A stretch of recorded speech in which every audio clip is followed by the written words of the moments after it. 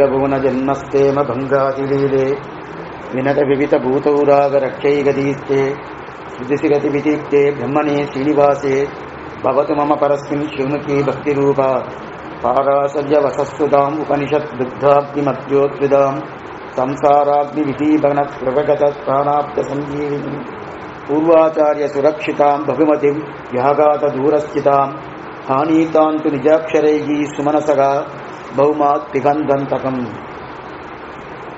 வேதவியாசர் அனுகிரகித்த பிரம்மசூத்திரத்திற்கு சுவாமி எம்பெருமானார் ஸ்ரீபாஷ்யம் என்கிற கிரந்தத்தை அனுகிரகித்தார், வியாக்கியானமாக அனுகிரகித்தார். ராமானுஜருக்கு முன்பாகவே போதாயனர் என்ற பெரியவர் விருத்தி கிரந்தத்தை குறிப்பின்னு சொல்றார் இல்லையா, டிப்பினின் குறிப்பு விருத்தி கிரந்தத்தை அனுகிரகித்தார். அதற்கு மேற்கொண்டு டங்கர், திரமிடர் போன்ற பெரியோர்கள், மகரிஷியர் போன்ற ஆச்சாரங்கள் எல்லாம் அந்த சம்பிரதாயத்தை பரப்பினார்கள்.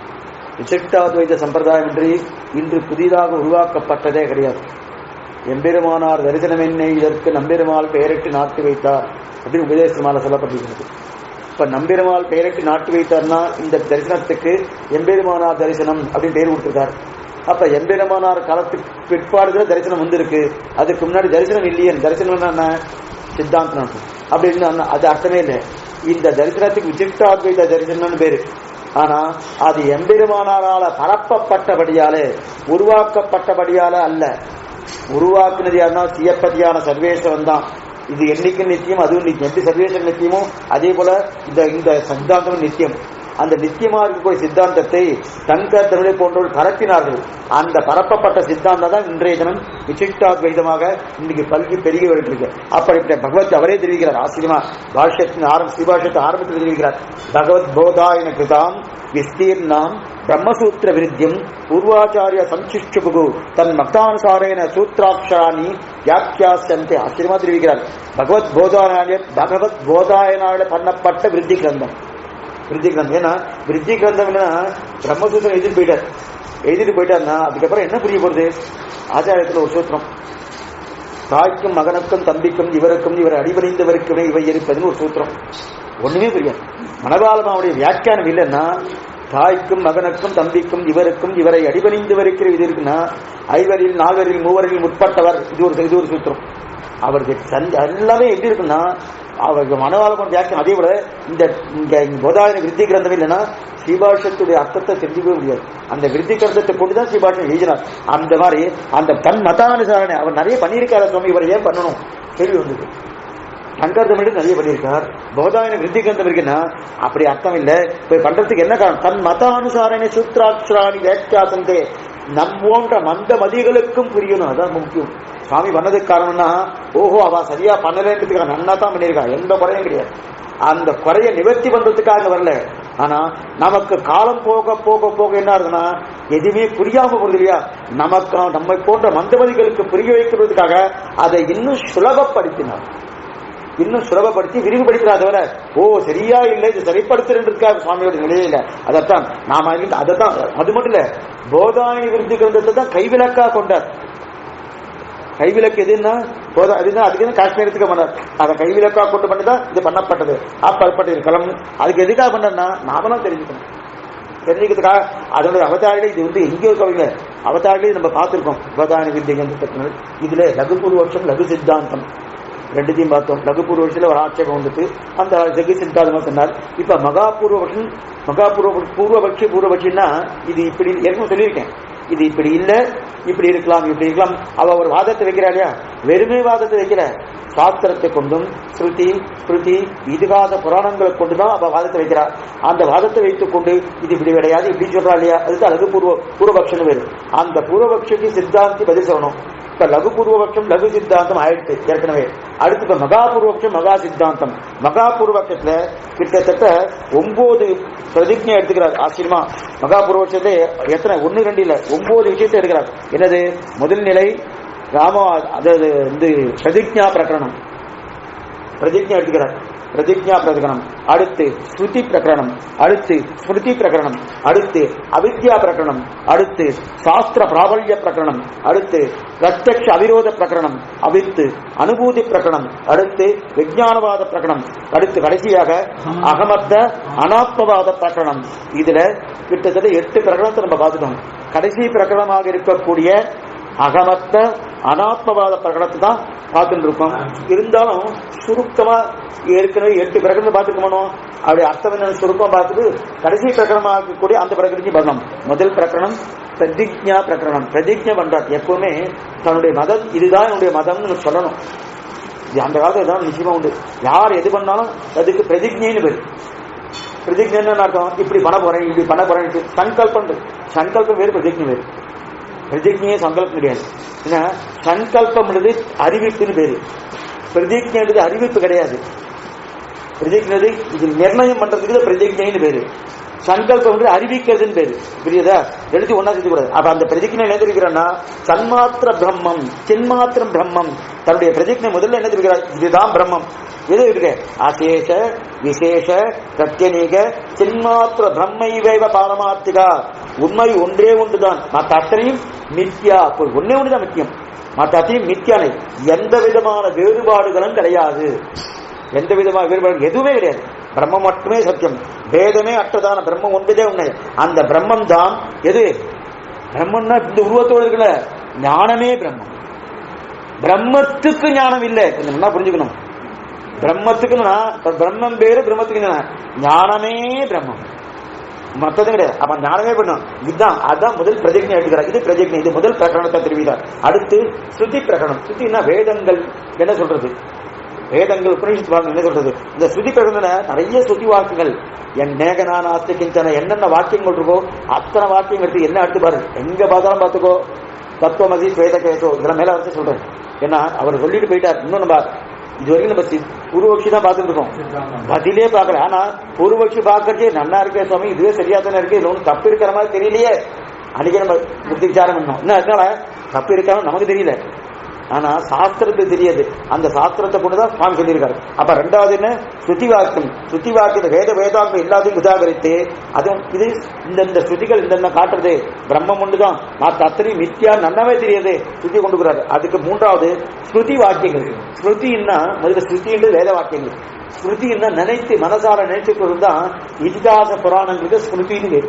மகரிஷிகளால பண்ணப்பட்டது, வேதவாசியால பண்ணப்பட்டது, ஏன் பிரம்மாவாலையும் பண்ணப்பட்டதுன்னு சொல்லலாம். அதுக்கெல்லாம் ஸ்மிருதின்னு பேரு. அந்த ஸ்மிருதி வாக்கியம் என்னது? முக்கியமா விஷ்ணு புராணத்தை எடுக்கிறார். விஷ்ணு புராணம் தான் சுவாமியை எடுத்துக்காரு, அதுல இருந்து எடுத்துக்காங்க. ஒண்ணுதான் சொல்றதே சுவாமி ஃப்ரீயா இருக்க. நம்ம நிறைய வாக்கியங்களை எடுக்கல, ஏன்னா சித்தாந்தப்படுத்தும் போது சில வாக்கியங்களை எடுத்துக்கலாம் தான் அப்சம் இருக்கும். அப்படி இருக்க விஷ்ணு புராணம் எடுக்கிறார், சாரீரகத்தில் எடுத்துக்கார். பகவானுடைய கீதா சாஸ்திரம் போராது இவர் பெசாவும் இல்லை. கண்ணன் ஒரு பெசா இருந்தாருன்னா நான் மட்டும்தான் இருக்கேன், வேற யாருமே இல்லைன்னு சொல்லிட்டு போயிடுவோம். சொல்லிட்டு பேர் எந்த அடிப்படையில் சொல்லிருக்கு அது வேறு விஷயம். கீதா சாஸ்திரம் எத்தனை வாக்கியங்கள் அத்தனை உதாகிறார். இதெல்லாம் அத்வைஷ பட்சத்துக்கு துணை புகக்கூடிய இருக்கக்கூடிய ஸ்லோகத்தை தான் எடுத்திருக்காரு. நான் வச்சுக்கோங்க, அத்வைத பட்சத்துக்கு எதெல்லாம் எல்லா வாக்கியத்தையும் எடுக்கல, எல்லா வாக்கியத்திலும் வாஸ்து தான். அதுக்கு எதெல்லாம் துணை போறதோ எத்தனை போறதோ அதெல்லாம் எடுத்து வச்சிருந்தாரு. இது ஸ்ருதி பிரகடனத்துல. அடுத்து நான்காவது அவித்யா பிரகடனம். அவித்யா என்ன?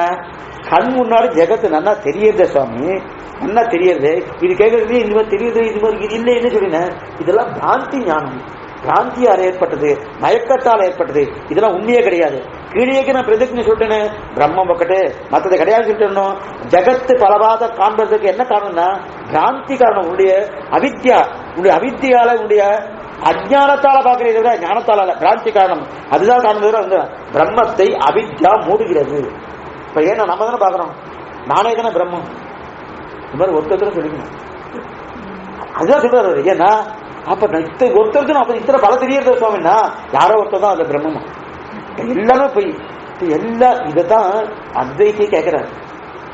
இத்தனை பேரும் அவாவா பிரம்மம் பிரம்மம் சொல்லின்றா, அப்ப அத்தனை பேருக்கு பிரம்மம் இருக்குமா? அப்ப அத்தனை பிரம்மம் இருக்காருன்னா இல்ல, ஒரே பிரம்மம் தான் இருக்கு. இப்ப ஒரே பிரம்மம் தான் இருக்கு. நாளைக்கு என்ன நீ என்ன பண்ணது சஞ்சாவனம் பண்ண சொல்லாது. ஏன் அப்படின்னா என்கிட்ட பிரம்மம் இல்லையே, யாரோ ஒருத்தர் தான் இருக்கு. யாரோ ஒருத்தர் இருந்தா நான் இதுக்காக கர்மா பண்ணணும். பிரம்மம் தவிர மற்ற எல்லாம் மித்தியாதுன்னு எப்படி நான் மித்தியாவதுன்னு இருக்க போறேன்? என்ன பண்ண சொல்லாது அவளுக்குள்ளேயே வந்து இந்த டிஸ்பியூட். அவர் அப்ப சொன்னா சங்கர சொல்றாரு, இல்ல இல்ல நீ பண்ணித்தான். என்னமா பண்ணணும், அந்த பிரம்மம் உங்ககிட்ட இருக்கலாமே. அதனால மொத்தத்துல பண்ணித்தான் அவித்யா மூடுற வழியால அந்த அவித்யா போயிடுறது. வழி என்னன்னா சாஸ்திரம் தான் வழி. என்ன வழி சொல்லுது? ஜெகத் சர்வம், அது எல்லாம் ஒண்ணுதான் இருக்கு சாஸ்திரத்தை தவிர மற்ற வழி கிடையாது. அப்ப வேதாந்த சிரவணம் அந்த காதல பட்ட உடனே ஏகத்துவ ஞானம் வந்துடுறது. ஏகத்துவ ஞானம் வந்துட்டு உடனே மற்றது தெரியாது. இது அவித்யா பிரகடனத்தில் சொல்லப்பட்டது. இது 4வது. அடுத்து 5வது பிரகடனம். சரி, இப்படி நீ சொன்னீரே இந்த பிரத்யட்சத்துக்கு விரோதமா இருக்கு. 5வது பிரகடனத்துக்கு வேற சாஸ்திர பிராபல்ய பிரகடனம். சாஸ்திரத்துக்கு உதாரணம் இது கொடுக்குறார், உதாரணம் கொடுக்குறார். சாஸ்திர பிராபல்யம் இப்படி சொன்னா பிரத்யட்சத்துக்கு விரோதமா தெரியுது அப்படின்னு கேட்டோம். கண்ணுக்கு முன்னாடி தெரியுது சுவாமி, நீ பொய் சொன்னா எப்படின்னா பிரத்யட்சத்தை ஆகாத, பிரத்யட்சமே பொய்யிட்ட. ஏன்னா நீ பிரபலம் துர்பலம் 2 பாரு. எது பிரபலம் பாரு, எது துர்பலம் பாரு. துர்பலமா இருந்தா தள்ளிடும். பிரபலமா இருக்கிறது சாஸ்திரம் தான் பிரபல பிரமாணம். துர்பல பிரமாணம் பிரத்யக்ஷம். பிரத்யக்ஷத்தை தள்ளு. ஏன்னா பிரத்யக்ஷம் என்ன முன்னாடியே சொல்லிட்டேன். பிரத்யக்ஷம் எல்லாம் நமக்கு தெரியாது, பிராந்தி ஞானத்தால தெரியாது, அவித்தியால உனக்கு தெரியாது. எப்பவும் பிராந்தின்னு வந்து பொய் தானே, உண்மை இல்லையே. எப்ப உண்மைகளோ அது கிடையாது. அப்ப சாஸ்திரம் மட்டும்தான். அதனால துர்பல பிரமாணம் இது பிரத்யக்ஷம், பிரபல பிரமாணம் இது சாஸ்திரம். ஆனா சாஸ்திரத்தை தான் இருக்கணும். இதெல்லாம் கண்முடியாடி காக்கிறமே சொல்லினா இதெல்லாம் அவித்யா உன்னுடைய தோஷத்தால ஏற்கிறது வர தோஷத்தால பிறந்ததெல்லாம் எடுத்துக்காது. ஏன்னா பிரத்யட்சமா நீ இதெல்லாம் பகவான் தோஷம். சாஸ்திரம் எந்த விதமான தோஷம் கிடையாது. சாஸ்திரத்துக்கு எந்த தோஷம் கிடையாதுன்னா பிரமாதம் கிடையாது, விபரீட்சா கிடையாது, தோஷம் அசக்தி கிடையாது, இதுவுமே கிடையாது. பிரத்யட்சத்துக்கு எல்லாமே உண்டு. அதனால தோஷம் இருக்கக்கூடிய பிரத்யட்சத்தை ஏற்றுக்காது, தோஷம் இல்லாததாக இருக்கக்கூடிய சாஸ்திரத்தை ஏற்றுக்கொள் அப்படின்னு சொல்லி 5வது. அடுத்து 6வது பிரத்யட்ச சொன்ன 6வது என்ன தெரியும்னா தெரியாது. சரி, இதெல்லாம் இருக்கட்டும் சுவாமி. இத்தனை சொல்றதுக்கு அப்புறம் பிரத்யட்ச அவிரோத பிரகடனம். பிரத்யட்ச அவிரோத பிரகடனத்தை என்ன தெரிவிக்கிறான்னா இவ்வளவு தூரம் சொல்லிட்டு சரி வாதத்தை ஒத்துனேன். வேதாந்தம் ஐக்கிய ஞானத்தை சொல்கிறோம், பிரத்யட்சம் வேதநாந்தத்தை கொடுக்கறது. பிரத்யட்சமா பார்த்தா நிறைய தெரியறது, வேதாந்தம் ஒன்றுதான் சொல்லிருக்கு. இது வரைக்கும் என்ன சொன்னார்? பிரத்யட்சமா தெரியறது நம்ம வாதம் பண்ணோம். வாதம் ஞாபகம் கேட்டதான். ஏன்னா இந்த பிரகடனம் தான் ஞாபகம் வச்சுட்டாதான் பின்னாடி சித்தாந்த பரத்தச்சு. அப்ப திருப்பி சொல்றேன். ஆனா எத்தனை திருப்பி திருப்பி திருப்பி சொன்னாலும் ஓரளவுக்காக மனசுல அதை போட்டு வச்சிருந்தா தான் அப்ப சொன்ன உடனே சட்டுன்னு புரியும். இல்லைன்னா தெரியறதா தெரியுதுன்னு மட்டும் போறாது. கொடுத்த உடனே படிச்சுன்னு புரிஞ்சுக்க கூட ஒரு சக்தி இருக்கணும். அப்ப இப்பவே அதை கொஞ்சம் மனசுல போட்டு அப்ப ஞாபகம் வராது. ஆனா ஞாபகம் வரும்படியே ஒரு வார்த்தை வந்துட்டு வச்சுக்க, ஓ அந்த மான்னு சொல்றது உடனே ஞாபகம் இருக்கணும். அந்த மாதிரி அது ஞாபகம் வர்ற மாதிரி வரணும். இப்ப அது ஓரளவுக்காக மனசுக்குள்ள இருக்கணும். அப்ப முதல்ல என்ன சொன்னார்? பிரத்யட்சம் விரோதமா இருக்கு. துர்பலம் எது? பிரத்யட்சம். பிரபலம் எது? சாஸ்திரம். அதனால பிரத்யட்சத்தை தள்ளிட்டு சாஸ்திரத்தை எடுத்துக்கோனார். இப்ப அடுத்து இந்த பிரகடனத்தை என்ன தெரிவிக்கிறான்னா பிரத்யட்ச அவிரோத பிரகடனத்தை என்ன தெரிவிக்கிறான்னா இத்தனை நீ சொன்னேன்னு ஒத்துண்டேன். பிரத்யட்சம் துர்பலம், சாஸ்திரம் பிரபலம் சொன்னேன். இப்ப சொல்றேன் பிரத்யட்சமும் பிரபலம் தான். போன தடவை கேட்டா ஒத்துக்கலையே. என்ன நீ சொன்னேன்றதுக்காக பிரத்யட்சம் இத்தனை தெரியுதுன்னு இப்ப சொல்றேன். பிரத்யட்சமே ஏகத்துவ ஞானத்தை தான் கொடுக்கறது கிடையாது, நிறைய கிடையாதுன்னு. பிரத்யட்சம் பாதுல இருக்கேன். இத்தனை பேர் நீங்க இல்ல, ஒருத்தர் தான். ஒருத்தர்னா எப்படி சொல்ல உருவம் இருக்குன்னா உருவமே கிடையாது, பிரம்மம். பிரம்மம் தான். பிரம்மத்தை தவிர அதுதான் அனுபூதி. அந்த அனுபூதி மட்டும்தான் இருக்கு, ஞானம் மட்டும்தான் இருக்கு, மற்ற எதுவுமே கிடையாது. இப்ப கண் கொண்டு பார்த்துட்டே இருக்கேன். இப்பதான் சொல்லிட்டு இருந்தேன் பிரத்யட்சமே ஒரே ஞானத்தை தான் கொடுக்கறது. இல்ல சுவாமி பார்த்துட்டே இருந்தா அதுல இருக்க வேறுபாடுன்னு தெரியுதுன்னா வேறுபாடுதான் தெரியுதுன்னு சொல்லவே சொல்லாது. ஒரு நிமிஷம் இதை பார்த்துட்டேன். இதை பார்த்த உடனே திரும்பிட்டேன். இல்ல இதே எடுத்துட்டேன். இப்ப பார்த்ததுக்கு அப்புறம் எடுத்ததுக்கு அப்புறம் அதுக்கப்புறம் இதுல இருக்கக்கூடிய வேறுபாடுன்னா நான் நினைச்சு சொல்லுவேனா அல்லது இதை பார்த்து சொல்லுவேனா? நினைச்சு சொல்றேன். அப்ப நினைச்சு சொல்றதுனால என்னுடைய கற்பனைக்கு தகுந்த அவ்வளவு நினைச்சுட்டு இருக்கேன், அதுல உண்மையே கிடையாது. அப்ப இதுல எது உண்மைன்னா ஒரு நிமிஷம் பார்த்து என்னணும் அதுதானே உண்மை. பார்த்து இருக்கச்சே இது ரெக்கார்ட் பண்றது எனக்கு ஞாபகம் வராது. இருக்கிறது ஞாபகம் அன்னைக்கு இதான் பார்த்தோம். இருக்கிறது. இப்ப இது வஸ்து பேரு தெரியாது, வஸ்து பேர்லாம் கிடையாது. இருக்கிறது இருக்கிறது. அந்த இருக்கிறத வச்சுட்டு நீ டெவலப் பண்ணிட்டு இருக்க. அப்ப அது உண்மையா இருக்குமா? ஒரு வினாடி பொழுது நீ பாக்குறேனோ அந்த வினாடி பொழுது பாக்குறத பிரத்யக்ஷ ஞானம் தான் உண்மை. அதுக்கப்புறம் ஏற்படக்கூடிய ஞானம் அத்தனையும் மித்யா, பொய். புரியுத? சனிக விஞ்ஞானவாதம் தான் அது. அதுக்கப்புறம் என்னன்னா அத்தனையும் பொய். முதல் வினாடி என்ன நீ கிரகிக்கிறியோ அந்த கிரகிப்பினுடைய அதாவது ஞாபக சக்தி ஸ்மிருதி அதுதான் மேற்கொண்டு மேற்கொண்டு ஏற்படுறது. முதல் வினாடிக்கு அப்புறம் வர்றதெல்லாம் என்னது? மித்யா. முதல் வினாடி என்ன ஏற்பட்டதோ அதுதான் உண்மை. முதல் வினாடி என்ன ஏற்பட்டது? இருக்கிறது. அதுக்கு நல்லா புரிஞ்சுட்டு இருக்கா. இருக்கிறது இருக்கிறது அவ்வளவுதான். இருக்கிறதுன்னு சொன்னா போறோம். அப்ப இந்த வஸ்துன்னு சொல்லக்கூடாது, பேர் சொல்லக்கூடாது, இருக்கிறது. ஏன்னா அதை நான் வேதத்தோட கிரகிச்சேன்னா வேதமே தெரியாது எதுவுமே. இந்த வாதம் ரொம்ப ஆச்சரியமா எடுக்க போறாரு. இப்ப சுவாமி எந்த விதத்துல சொல்லிட்டாரோ, இப்ப அவர் 9 பிரதிஜை வந்தார் பாருங்க, அந்த கிரமத்துல பதிலே இல்லை. பியூட்டிஃபுல்லா இருக்கும் சுவாமியுடைய வாதம் ரொம்ப நல்லா இருக்கும். ஏன்னா எதை முதல்ல அடிய வெட்டணுமோ அந்த அடியை வெட்டக்கூடிய முதல் தலை தெரிவது. அவழியை வெட்டதுன்னா பிரத்யட்சமே ஏக ஞானத்தை சொல்றதுன்னு எடுக்கிற, அதுதான் முதல்ல எடுக்கிறார். முதல் பிரதிஜை என்னது? பிரதிஜா பிரதிஜனம் தானே, பிரகரணம் தானே. அந்த பிரகரணத்தை தான் சுவாமி எடுத்துக்கணும், எடுக்கல. அப்படி ஒரு அவுட்லைன் கொடுக்குறாரு. மேல வச்சு சொல்றாங்க, மேல வைக்கணும் அவுட்லைன். நீ முதல் பிரகரணம் பிரதிஜா பிரகரணம், அந்த பிரதிஜைலாம் ஒண்ணுமே இல்லை அப்படின்னு ஒரு அப்படி மேல ஆந்திவேன்ற பாருங்க, அப்படி தட்டிட்டு போயிடுவாரு. போயிட்டு திருப்பி எடுக்கிறாரு. அதை தட்டிட்டு போயிட்டு நேரம் இந்த பிரகடனத்துக்கு வரும். ஏன்னா நம்ம எப்பவுமே சாஸ்திரத்துக்கும் பிரத்யட்சத்துக்கும் விரோதமே கிடையாது. விரோதம் ஒரே வராது. சாஸ்திரம் எப்பவுமே பிரத்யட்சத்தில் இல்லாதது தான் சொல்லும். ஆனா அது சொன்னாலும் பிரத்யட்சத்துக்கு விரோதமா சொல்லாது. சாஸ்திரம் எவ்வளவு நிர்பந்தமா, சாஸ்திரம் புதுசா சொல்லணும், என்ன நமக்கு தெரிஞ்சது சொல்லப்படாது. எத்தனை நிர்பந்தம் இருக்கு பாருங்க, பின்னாடி வச்சு சொல்றேன். புதுசா சொல்லணும், நமக்கு தெரிஞ்சது சொல்லக்கூடாது, பிரத்யட்சமா இருப்பதும் சொல்லப்படாது. புரியத்த ஒரே விஷயம் சொல்றேன். குளிக்கணும்னு சாஸ்திரம் சொல்லாது, சாப்பிடணும் சாஸ்திரம் சொல்லாது. ஏன்னா 2 நாள் ஆச்சுன்னா மூக்க பிடிச்சி வரும், குளிச்சிடலாம் சுவாமி, குளிச்சிடணும். எங்கேயோ ஒரு இடத்துல போய் குளிச்சிடணும். அப்ப குளிக்கணும்னு சொல்லிதான் குளிக்கணும்னு அவசியம் இல்லை. சாப்பிடணும்னு சொல்றதுக்கு முன்னாடியே 4 தடவை சாப்பிட்டு இருக்கா, 5 தடவை சாப்பிட்டு ஒரு வேலைக்கு அப்படி சாப்பிட சொல்லணுமா? ஆனா சாஸ்திரம் என்ன சொல்லணும்? குளிச்சுட்டு சாப்பிடுன்னு சொல்லணும். இது நம்ம பண்ண மாட்டோம். நம்ம பண்ணுவோம்னா, ஏன் காலத்துல எழுந்து கழிச்சு நான் படுக்கிற இடத்துக்கு வேணும்னு பாக்குறோமோ, ஒரு டம்ளர்ல வேணும்னு பாக்குறோமோ, எங்க குளிக்கிறது இல்லையே, குளிச்சுட்டு சாப்பிடுன்னு சொல்லணும். அதனால அப்ப என்னன்னா, நாம பண்ணாத விஷயமா இருக்கணும். என்ன 2வது பிரத்யட்சத்துக்கு விரோதம் இல்லாம இருக்கணும். 2மே சொல்லணும். அதுதான் சாஸ்திரத்துக்கு ஒரு நிலை. பிரத்யட்சம் விரோதமா சாஸ்திரம் பேசவே பேசாது.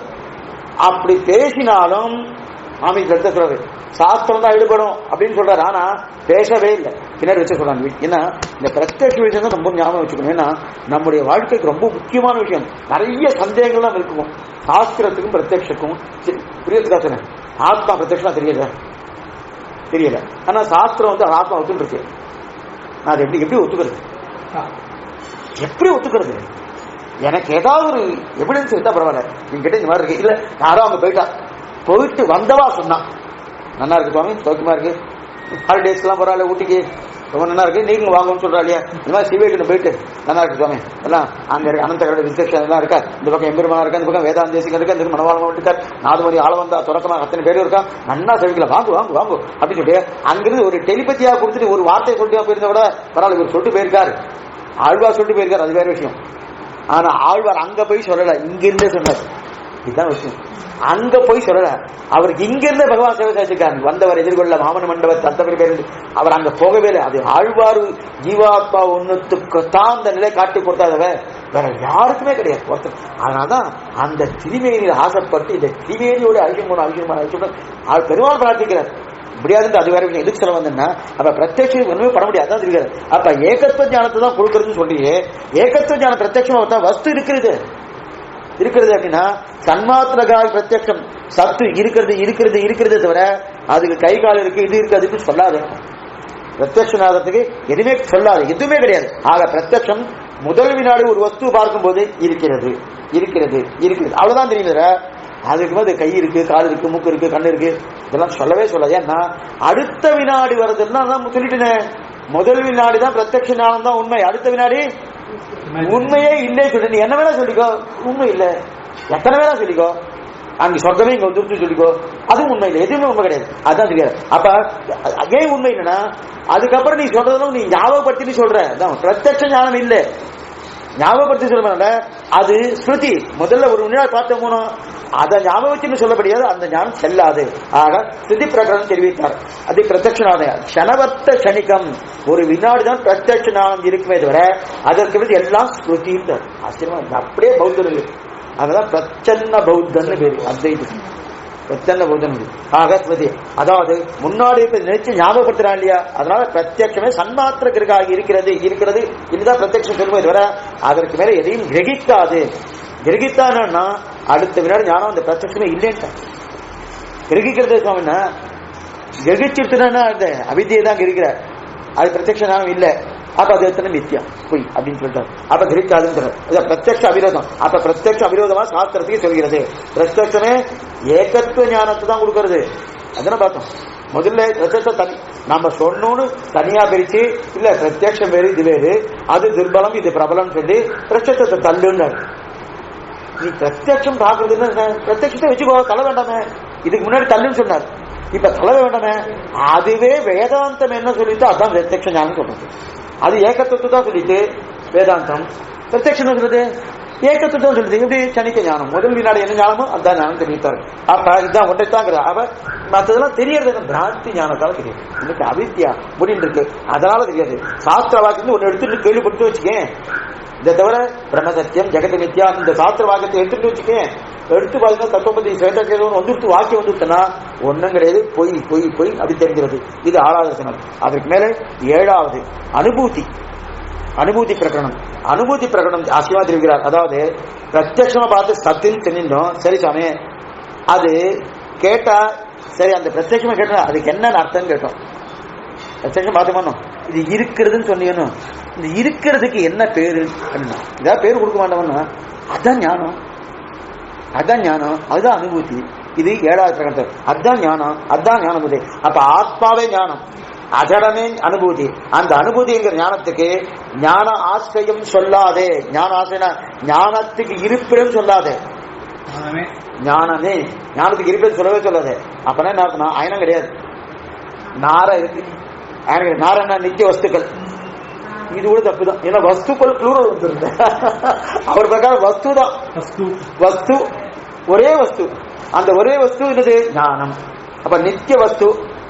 அப்ப நித்திய நாராயணா அது வஸ்துக்கள் தான் வருது. அவரோட பிரிச்சுக்கணும், அது ப்ளூரல் இல்லாம அது சிங்குலரா ஆக்கணும். ஆக்கிட்டு அயனத்தை சேர்க்கப்படாது. ஏன்னா இருப்பிடம் வருது இல்லையா, இருப்பிடம் கிடையாது. ஆக ஆசிரியம் சொல்லாது, ஞானத்தை அதன் தலையில ஏத்தாது. ஞானத்தை அதன் ஏத்தாது, அது ஞானமாக இருக்கும். அறிவாளியாக இராது, ஞாதாவாக இராது. அறிவாளின்னா ஞாதா, ஞாதாவாகிறது தானே ஞானமாக இருக்குமே தவிர அறிவாளி என்பது இருக்காதுன்னு தெரிவித்தார். ஏன்னா அறிவாளி இருக்காதுன்னு சொல்கிறார். என்ன அது நியாயமானா? நிச்சயம் அறிவாளி தான், அது அனுபூதி இல்லையே. ஏன்னா அனுபூதி தான் ஞானம். அறிவாளியா இருந்தா அறிவு வேறு அறிவாளி வேறு வந்துடுறது இல்லையா? கிடையாது, அறிவு அவ்வளவுதான். அதனால அவர் ஒரு வியாப்தி சொல்றாரு என்னன்னா, எதெல்லாம் அனுபாவியமோ அதெல்லாம் அனுபவிக்கப்படுகிறதோ அதெல்லாம் நிச்சயமா மித்யா. எதெல்லாம் அனுபவிக்கப்படுகிறதோ அனுபவம் ஒன்றே உண்மை, அனுபவிக்கப்படுகிறது கிடையாது. அன்றைக்கே பார்த்துக்கணும், அனுபவம் ஒன்றே உண்மை. எதெல்லாம் அனுபவிக்கப்படுகிறதோ அதனால செய்விக்கணும் ஒத்துக்கல. ஏன்னா அனுபவித்த பிரீத்திகாரது கைங்கரியம் செய்விக்கணுத்துல அப்ப கைங்கரியம் வந்து அனுபவிக்கப்படுறது இல்லையா? அனுபவிக்கப்படுறதுல மித்தியானே இல்லையா? இப்ப சீவைக்குண்டு ஒத்துண்டாங்கன்னா இதெல்லாம் வரும். சீவைக்கணும் ஒரு ஒத்துக்கவே இல்லையா? சீவைக்கணும் எதுவுமே ஒத்துக்கல, இந்த லோகத்தையே ஒத்துக்கலையா? அதுக்கப்புறம் எதுவுமே எல்லாம் மித்தியாண்டார். ஆனா அப்ப அனுபவம் இல்லை, அனுபவிக்கப்படுவது என்பது கிடையாது. அவர் சொல்லுது அறிவு என்பதே உண்மை, அறியப்படுவதும் பொய், அறிபவனும் பொய். அறியப்படுவதும் பொய், அறியப்படுகிறது இதை பொய். நான் அறிஞ்சிருக்கேன், அறிபவனும் பொய், அறியப்படுவதும் பொய். அப்ப இது என்னன்னா அனுபூதி ஒண்ணுதான் உண்மை. அதன் தரையில ஏத்தாத, இதெல்லாம் சொல்லவே சொல்லாது. ஏன்னா ஞானத்தின் தரையிலேயே இதெல்லாம் ஏற்றவே ஏத்தாத. ஏன் ஏத்தாதுன்னு சொன்னா அது மட்டும்தான் ஒளிவிட்டு, அது ஸ்வயம் பிரகாசம். ஸ்வயம் பிரகாசம் நாம ஒத்துட்டு இருக்கோம். ஸ்வயம் பிரகாசம் அது ஸ்வயம். அது எப்படி இருக்குன்னா அனிர்வசனீயம். இந்த வாக்கியத்தால இது இப்படி இருக்குன்னு சொல்ல முடியாது. இது சாஸ்திரமா ஒரு சொல்லுது. பிரம்மத்தை விசாரிக்கிட்டு கட்சி அவனுக்கு கண் இல்லை, ஆனா பாக்குறான், காது இல்ல கேட்கறான் அப்படின்னு சொல்லிட்டு காலையில நடக்கிறான்னு சொல்லிட்டு அதனால அவனுக்கு இன்னபடி சொல்ல முடியாது சொல்லி முடிச்சிட்டு ஒரே சங்கரத்தாரு பாத்துட்டு என்ன சொல்லிக்க பாருங்க, இன்னபடி சொல்ல முடியாதுன்னு சொல்லிட்டு. ஏன்னா அவன் இன்ன கண்ணி இருந்தா பார்க்கணுன்ற அவன் நிலை கிடையாது, சங்கல்பத்தால பார்க்கறான். கால் இருந்தா நடக்கின்ற நிலை கிடையாது, சங்கல்பத்தால நடப்பான். அப்படி இருக்கச்சு இன்னபடி சொல்ல முடியாதுன்றது அனிவச்சனீயம். சாஸ்திரமே அனிவச்சனீயம் சொல்லிட்டு அதான் நான் சொல்லிட்டு இருக்கேன். சாஸ்திரம் பிரம்மத்தில் இன்னபடி சொல்ல முடியாது சொல்லிட்டு, இன்னபடி எதனால சொல்ல முடியாது சொல்லிட்டு இன்னும் ரூபம் கிடையாது, என்ன ரூபம் வேணா எடுத்துக்கலாம் சுவாமி. அவர் எப்படி வேணா வருவார் சுவாமி, எந்த நிலை எந்த நேரத்துக்கு வேணா வருவார் அப்படின்னு சொல்றோம். எந்த நேரத்துக்குன்னா வருவார்னு என்ன? அப்ப அவர் எல்லா நேரத்துக்கு இந்த நேரத்துக்கு தான் இந்தபடி கிடையாது, வர்றதே கிடையாதுன்னு அர்த்தமா என்ன? எந்த நேரத்துல வேணா வரலாம், எப்படி இந்த ரூபத்திலே வேணா வரணும்னா ரூபமே இல்லைன்னு அர்த்தமா என்ன? இவர் அப்படியே வச்சுருக்காரு.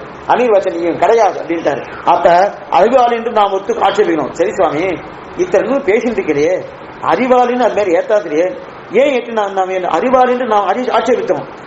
இது அறிந்தேன், இந்த அறிந்தேன்னு சொல்றேன், நான் அறிவாளின்னு தோன்றுகிறது ஆட்சேபித்தேன். அது பதில் சொல்றாரு, அறிவாள் நீ சொல்றீங்கன்னு இது எதனால வருது? அகங்காரத்தால வருது. அகங்காரத்தால அது வந்து. ஏன்னா தேகத்தை போய் நீ ஆத்மான்னு சொல்லிட்டு இருக்கீங்க இல்லையா? நீங்க சொல்றீங்க, அவர் திருப்பி நம்ம கேட்டார், தேகமே ஆத்மான்னு என்னது?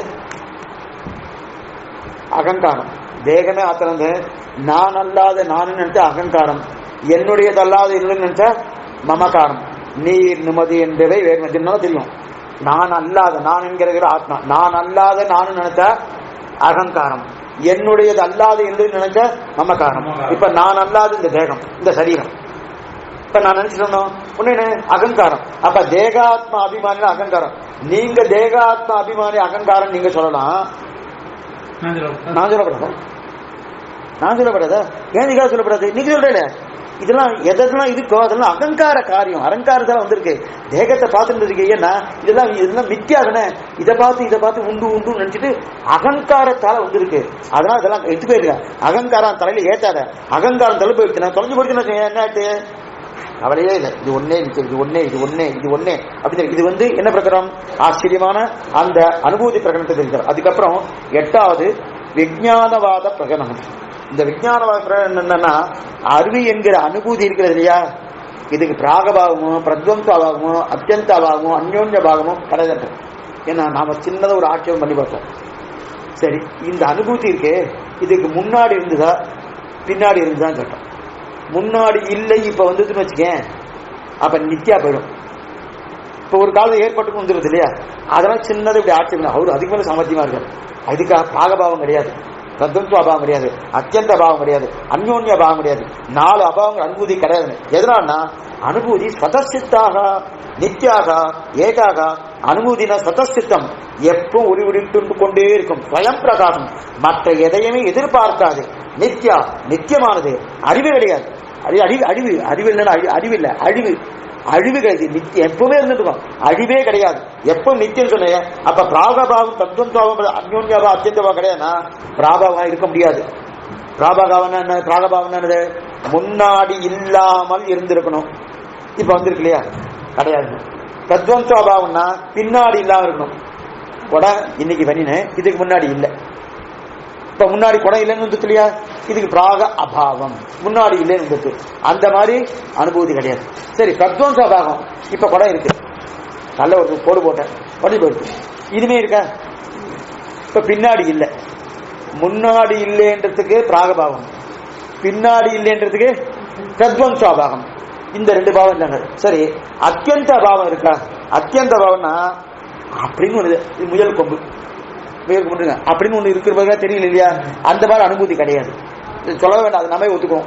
அத்தியந்த பாவம். அந்யோன்ய பாவனா, இதை பார்த்தா அது இல்லை, அதை பார்த்தா இது இல்லை, இவரை பார்த்தாலும் அவரை பார்க்க வேண்டாம் சொல்லுவோம், அவரை பார்த்தா இவரை பார்க்க வேண்டாம் சொல்ல பண்ணுவோம், சொல்ல முடியாது. அனுபூதிக்கு மேல இன்னொரு உண்மை இருந்தாதுன்னா இன்னைக்கு கம்பேர் பண்றதுக்கு அனுபவ ஞானத்தை தவிர எதுவும் கிடையாது. அதனால ராகபாகம், பிரத்வம்சாபாகம், அத்தியந்த பாகம், அந்யோன்ய பாகம், எந்த பாகமும் கிடையாது, எதுவுமே கிடையாது, அனுபூதி கிடையாது. அனுபூதி நித்யா, அனுபூதி சதசித்தா, அனுபூதி நித்தியமானது, ஏககா, அது ஒன்றே ஒன்றுதான் சத்தம். ராக அபாவங்கள் எதுவுமே கிடையாதுன்றார். இதுக்கு 2வது கிரகிப்பதற்கு பிரமாணமும் கிடையாதுன்றார். நீ சாஸ்திரத்தை கொண்டு போய் பாரு, எந்த பிரமாணம். ஆக ராக அபாவம் கிடையாது. அதுவும் ஒன்றாது, நீ இதெல்லாம் நிரூபிக்கணும்னு சாஸ்திரத்தை கொண்டு அல்லது அனுமானத்தை கொண்டு அல்லது பிரத்யட்சத்தை கொண்டு தான் நிரூபிக்கணும். நிரூபிக்கிறது வாய்ப்பே இல்லையே.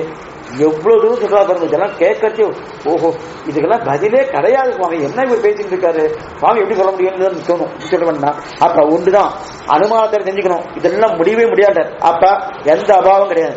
அடுத்து கடைசியா ஆச்சரியமா தெரிவிக்கிற கடைசி பாவம் என்னது? அகமத்த அனாத்மவாக பிரகரணம். அகமத்த அனாத்மவாக பிரகரணம். அந்த அகம் சப்த கோச்சரத்தும் பேரு. அகம் சப்த கோசரத்தம். அகம் ஆத்மா சொல்றது. நான் இன்னைக்கு பார்த்துருக்கோம், இருந்தாலும் சுருக்கமா சொல்லிடுறேன். இது ரொம்ப ஆச்சரியமா எடுக்கிறாரு. அவர் சொல்றதுன்னா இன்னும் எவ்வளவு உண்மையா இருக்க போறது பாருங்க. அகம் சப்த கோசரம் அனுபாதியம் ஆகிவிட்டது, நியாயம் ஆகிவிட்டது. நியாயம் என்னன்னா பொய்ன்னு நீ சொன்னாதே. இப்ப இது என்ன கேட்கிறேன்னா, சரி சுவாமி, அகமாத்மா ஆத்ம கோசரத்தை வந்துவிட்டு இப்ப என்னுடையதுன்னு சொன்னாலே இதெல்லாம் அனாத்மா. நானுடைய சத்தத்தால் எது உணரப்படுகிறதோ அது ஆத்மா. சாமானிய ஒரு நியாயம். நான் என்று சொல்றதுனால அது ஆத்மா, என்னுடையதுன்னு சொன்னா அனாத்மா. ஏன்னா என்னுடையதுன்னா சரீரத்தை தான் வந்துடுது. சரீரம் வந்தாலே அனாத்மா. ஆத்மா அல்லாதது அனாத்மா.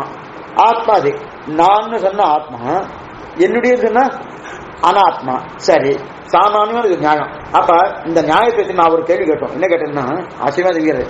எதெல்லாம், அதாவது நீ என்ன சொன்னாய், அறியப்படுகிறதாக, உணரப்படுகிறதாக, அனுபவிக்கப்படுகிறதாக எது இருந்தாலும் அது பொய் சொன்ன. அதான் சொன்னாரு. அனுபவம் மட்டுமே உண்மை. அறியப்படுகிறதோ, உணரப்படுகிறதோ, அல்லது இது அனுபவிக்கப்படுகிறதோ அது அத்தனையும் பொய்ன்னு சொன்ன. நீ சொல்லிட்ட, வாஸ்தவம் தான். ஆனா அறிவாக, உணர்வாக, பார்வையாக எது இருந்தாலும் அது உண்மை. அறிவாக அறிவு மட்டும்தான். பார்வை பார்க்கிறவன பார்க்காத, பார்வை மட்டும்தான் உண்மை. என்ன அதுக்கப்புறம் அறிவாக, பார்வையாக, உணர்வாக அதுல உண்மை. இப்ப உண்மை என்ன? இப்ப நான் சொல்றேன், நான் என்ன சொல்றேன், அகம் சப்த கோத்திரத்தன்னு சொன்னேன். அனுபாவி ஆயிடுத்து. அகம் என்ற சப்தத்தால நான் ஒன்றை உணர்ந்தேன் வருது. அகம் சப்த கோசரத்துவம், நான் என்னை உணர்ந்தேன். தெரியா? இது ஒத்துக்கிறே இல்லையா? அப்ப உணரப்படுவதாக இருந்தால் பொய்னு சொன்னியே, இப்ப உணர்ந்து இருக்கு. அப்ப இந்த அனுபூதியான இந்த அகம் சப்த கோத்திரம் பொய்யா? எங்க போறாரு தெரியுமா? அனுபூதியை பொய் சொல்றா உண்மை இல்ல, பௌத்த மதம் போயிடும். அவன் சர்வம் சூன்யவாதம் தான் வச்சான். அவருக்கும் இவருக்கும் என்ன வித்தியாசம்னா, சர்வம் சூன்ய அவனுடைய பாலிசி அப்படியே கொண்டு வச்சார். கொண்டு வச்சுட்டு ஆத்மா ஒத்துட்டாரு, சாஸ்திரத்தை ஒத்துட்டார், மற்ற அத்தனையும் பொய்ட்டார். அவன் அந்த ஆத்மாவே ஒத்துக்கல, சர்வசூன்யவாதம் வந்து எதையுமே ஒத்துக்கிறார். இப்ப இவருக்கு என்னன்னா, இவர் இந்த அகம்சத் கோஷம் உணரப்படுகிறது வந்துருது. நான் என்னை உணர்ந்தேன் அப்படின்னு இல்லையா? இப்ப உணர்ந்தேன் தெரிஞ்ச உடனே இப்ப என்னது, எதெல்லாம் உணரப்படுகிறோ அதெல்லாம் மித்யான்னு சொன்னார், பொய்ன்னு சொன்னார். உணர்வு, பார்வை, அவ்வளவுதான். அப்ப உணர்வு உணரப்படுகிறது வந்திருக்கு. அப்ப உணரப்படுகிறது ஆத்மாவை நீ மித்யான்னு சொல்றியான்னு கேட்கற. கிடையாதுன்ற, கிடையவே கிடையாது, அதெல்லாம் கிடையாது. நீ என்ன சொல்லிட்டு இருக்க? நீ தப்பா பேசிட்டு இருக்க. உணரப்படுகிறது நீ சொல்றியே, அகம் சப்த கோத்திரம் ஆத்மாவை சொல்லவே இல்லைன்ட்டு. ஆத்மாவை சொல்லவே இல்லை. ஆத்மா வரவே வராது. ஏன்னா ஆத்மா எப்படிமா என்னமா வரும்?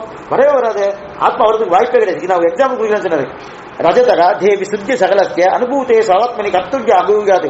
அனுபூதி ஞானம் இருக்கு, அது கர்த்தவியம் கிடையாதுன்னாரு. ஞானத்துக்கு கர்த்தவியம் இருக்கா? அதாவது ஞானம்னா அனுபூதி என்கிற ஞானம் இருக்கு இல்லையா? இந்த ஞானத்துக்கு செய்யும் திறமை உண்டா? ஞானத்துக்கு நானும் ஒத்துக்க மாட்டோம். ஞானத்துக்கு செய்யும் திறமை கிடையாது. அப்ப இது செய்யறேன்னு சொன்னா, இந்த கடிகாரத்தை நான் இந்த கடிகாரத்தை எடுத்தேன்னு உடனே அத்வைத்தை பிடிச்சிட்டார். இப்ப நீயே தப்பு பண்ற பாருங்க. யார் நம்மளை பார்த்து என்ன சொன்னா, நான் இந்த கடிகாரத்தை எடுத்தேன்னு. இப்ப நான் சப்தம் எதை குடிக்கிறதுன்னு கேட்டார். ஆத்மாவை குடிக்கிறதுன்னு சொன்னேன். அப்ப ஆத்மா கடிகாரத்தை எடுத்துதான்னு கேட்டார். நான் என்ன மாட்டிட்டோம், இப்ப நாம மாட்டிட்டோம். ஆத்மா கடிகாரத்தை எதை எடுத்தது? கை தானே எடுத்தது. இப்ப நீயே சொல்றியே நான் என்ற சப்தம் கையை குறிக்கிறது, நீயே ஒத்துக்கிறியே. புரியுதா? இது உண்மையா பொய்யா? உடனே சொல்றாரு, நீயே சொல்றியே நான் இந்த கடிகாரத்தை எடுத்தேன். இப்ப நான் என்ற சப்தம் எதை குறிக்கிறது? ஆத்மாவை தான். முதல்ல ஆத்மா தான். அகம் சப்தம், அகம் சப்தத்தை ஆத்மா குறிக்கிறதுன்னு சொன்னோம். அந்த அகம் இந்த சப்தம், நான் இந்த சப்தத்தை ரெண்டு ஒண்ணு. அப்ப நான் இந்த கடிகாரத்தை எடுத்தேன்னா என்ன அர்த்தம் ஆகுது? நான் இந்த ஆத்மா வந்து எடுத்ததா? இல்ல. அப்ப கைதான் எடுத்தது. அப்ப என்ன சொல்லணும்? கை எடுத்ததுன்னு சொல்லணும். நான் எடுத்தேன்னு சொல்றியே. எப்ப நான் எடுத்தேன் நீயே ஒத்துக்கிறிய. நான் என்ற சப்தம் ஆத்மாவை குறிக்க சரீரத்தை கொடுக்கறதுன்னு எதனால நீ சொன்ன தெரியுமா? அகங்காரத்தால் நீ சொன்ன. இப்ப நீயே ஒத்துட்ட பாரு. புரியுதா? என்ன வாதம் பாருங்க. அதனால நீ இந்த மாதிரி பேசாது. இதெல்லாம் பிராந்தியால் ஏற்பட்டது. ஏன்னா ஆத்மா பேரு அத்தியாசம் பண்ணாத. நான் என்ற சப்தம் ஆத்மாவை குறிக்கவே குறிக்காது, குறிக்காது. இதுதான் பிராந்தி. நீ நம்பாத. அகம் ஜானாமி என்பது பொய். ஏன்னா நான் மனிதனும், நான் தேவன், நான் திரியக்கு, நான் ஜாதி இதனை சொல்லிக்கிறேன். மேலும் இதெல்லாம் சொல்ல வேண்டிய அவசியம் இல்லை. தேகாத்மா அபிமானியா இருந்தா தான் சொல்லுவோம். நீ மட்டும் தேகாத்மா அபிமானி சொல்ல நான் சொல்லப்படாத. ஞானத்தின் மேல ஞானத்தான் ஏத்தறியே. அது ஏற்றது தவறு தானே. நீ இதுவே தேகமே ஆத்மா நீ ஏத்தினா தவறு நீ சொல்றிய, நான் ஏத்தின மட்டும் தவறு நீ ஏன் ஒத்துக்க மாட்டேன்ட்ட நீ கேட்கிறாரு. இந்த மாதிரி சொல்லாது, இதையே நீ சொன்னா போல கையை கண்ணு ரொம்ப தூரம் பட்டதானா ஆத்மா பிரமிக்கிறான், இந்த பிராந்தன் தேகாத்மாவை தொலையணும், இந்த ஏகாத்மாவை தொலைஞ்சு விட்டோம்னா உனக்கு வந்துடும் நீ ஒத்துக்கிற. அதே போல இந்த பிரத்யட்சமா பாக்குறது இதெல்லாம் இந்த அகங்கார அபிமானத்தால வருது, அகங்காரத்தை வருது. அதனால இந்த துரபிமானத்தால அகம் ஜானாவின் நீ சொன்னது வந்து விட்டு சரி, இதெல்லாம் நான் அறிகிறேன் அர்த்தம். நான் அறிகிறேன் என்றது ஒண்ணுமே கிடையாது. நான் நான் நான் மட்டுமே சத்தியம், அறிகிறேன் என்று சொல்லாது. புரியுதா? நான் எடுத்தேன்னு சொல்லாது, நான் மட்டுமே நான் என்று சொல் ஒத்துக்கிறேன். ஆனால் அது எப்படி இருக்கும்? ததசித்தாக நான் என்று சொல்லிண்டே இருக்கும். அறிகிறேன் எப்படின்னா சரீரத்தை கொண்டு வந்து ஆத்மான் பேர நீ ஏத்துற. அறிகிறேன்னு சொன்னாலே சரீரத்தை வந்து ஆத்மா கொண்டு ஏத்துற. அப்ப நீ என்ன பண்ற? அகங்காரத்தால் நீ ஏத்தின்னு இருக்க. இது உண்மையான வாதம், இல்லைன்னு மறுக்க முடியாது. ஏத்துற. அதே போலதான் அறிவை கொண்டு அறிவாளி பெயர்களை நீ ஏற்றுகிறாய்.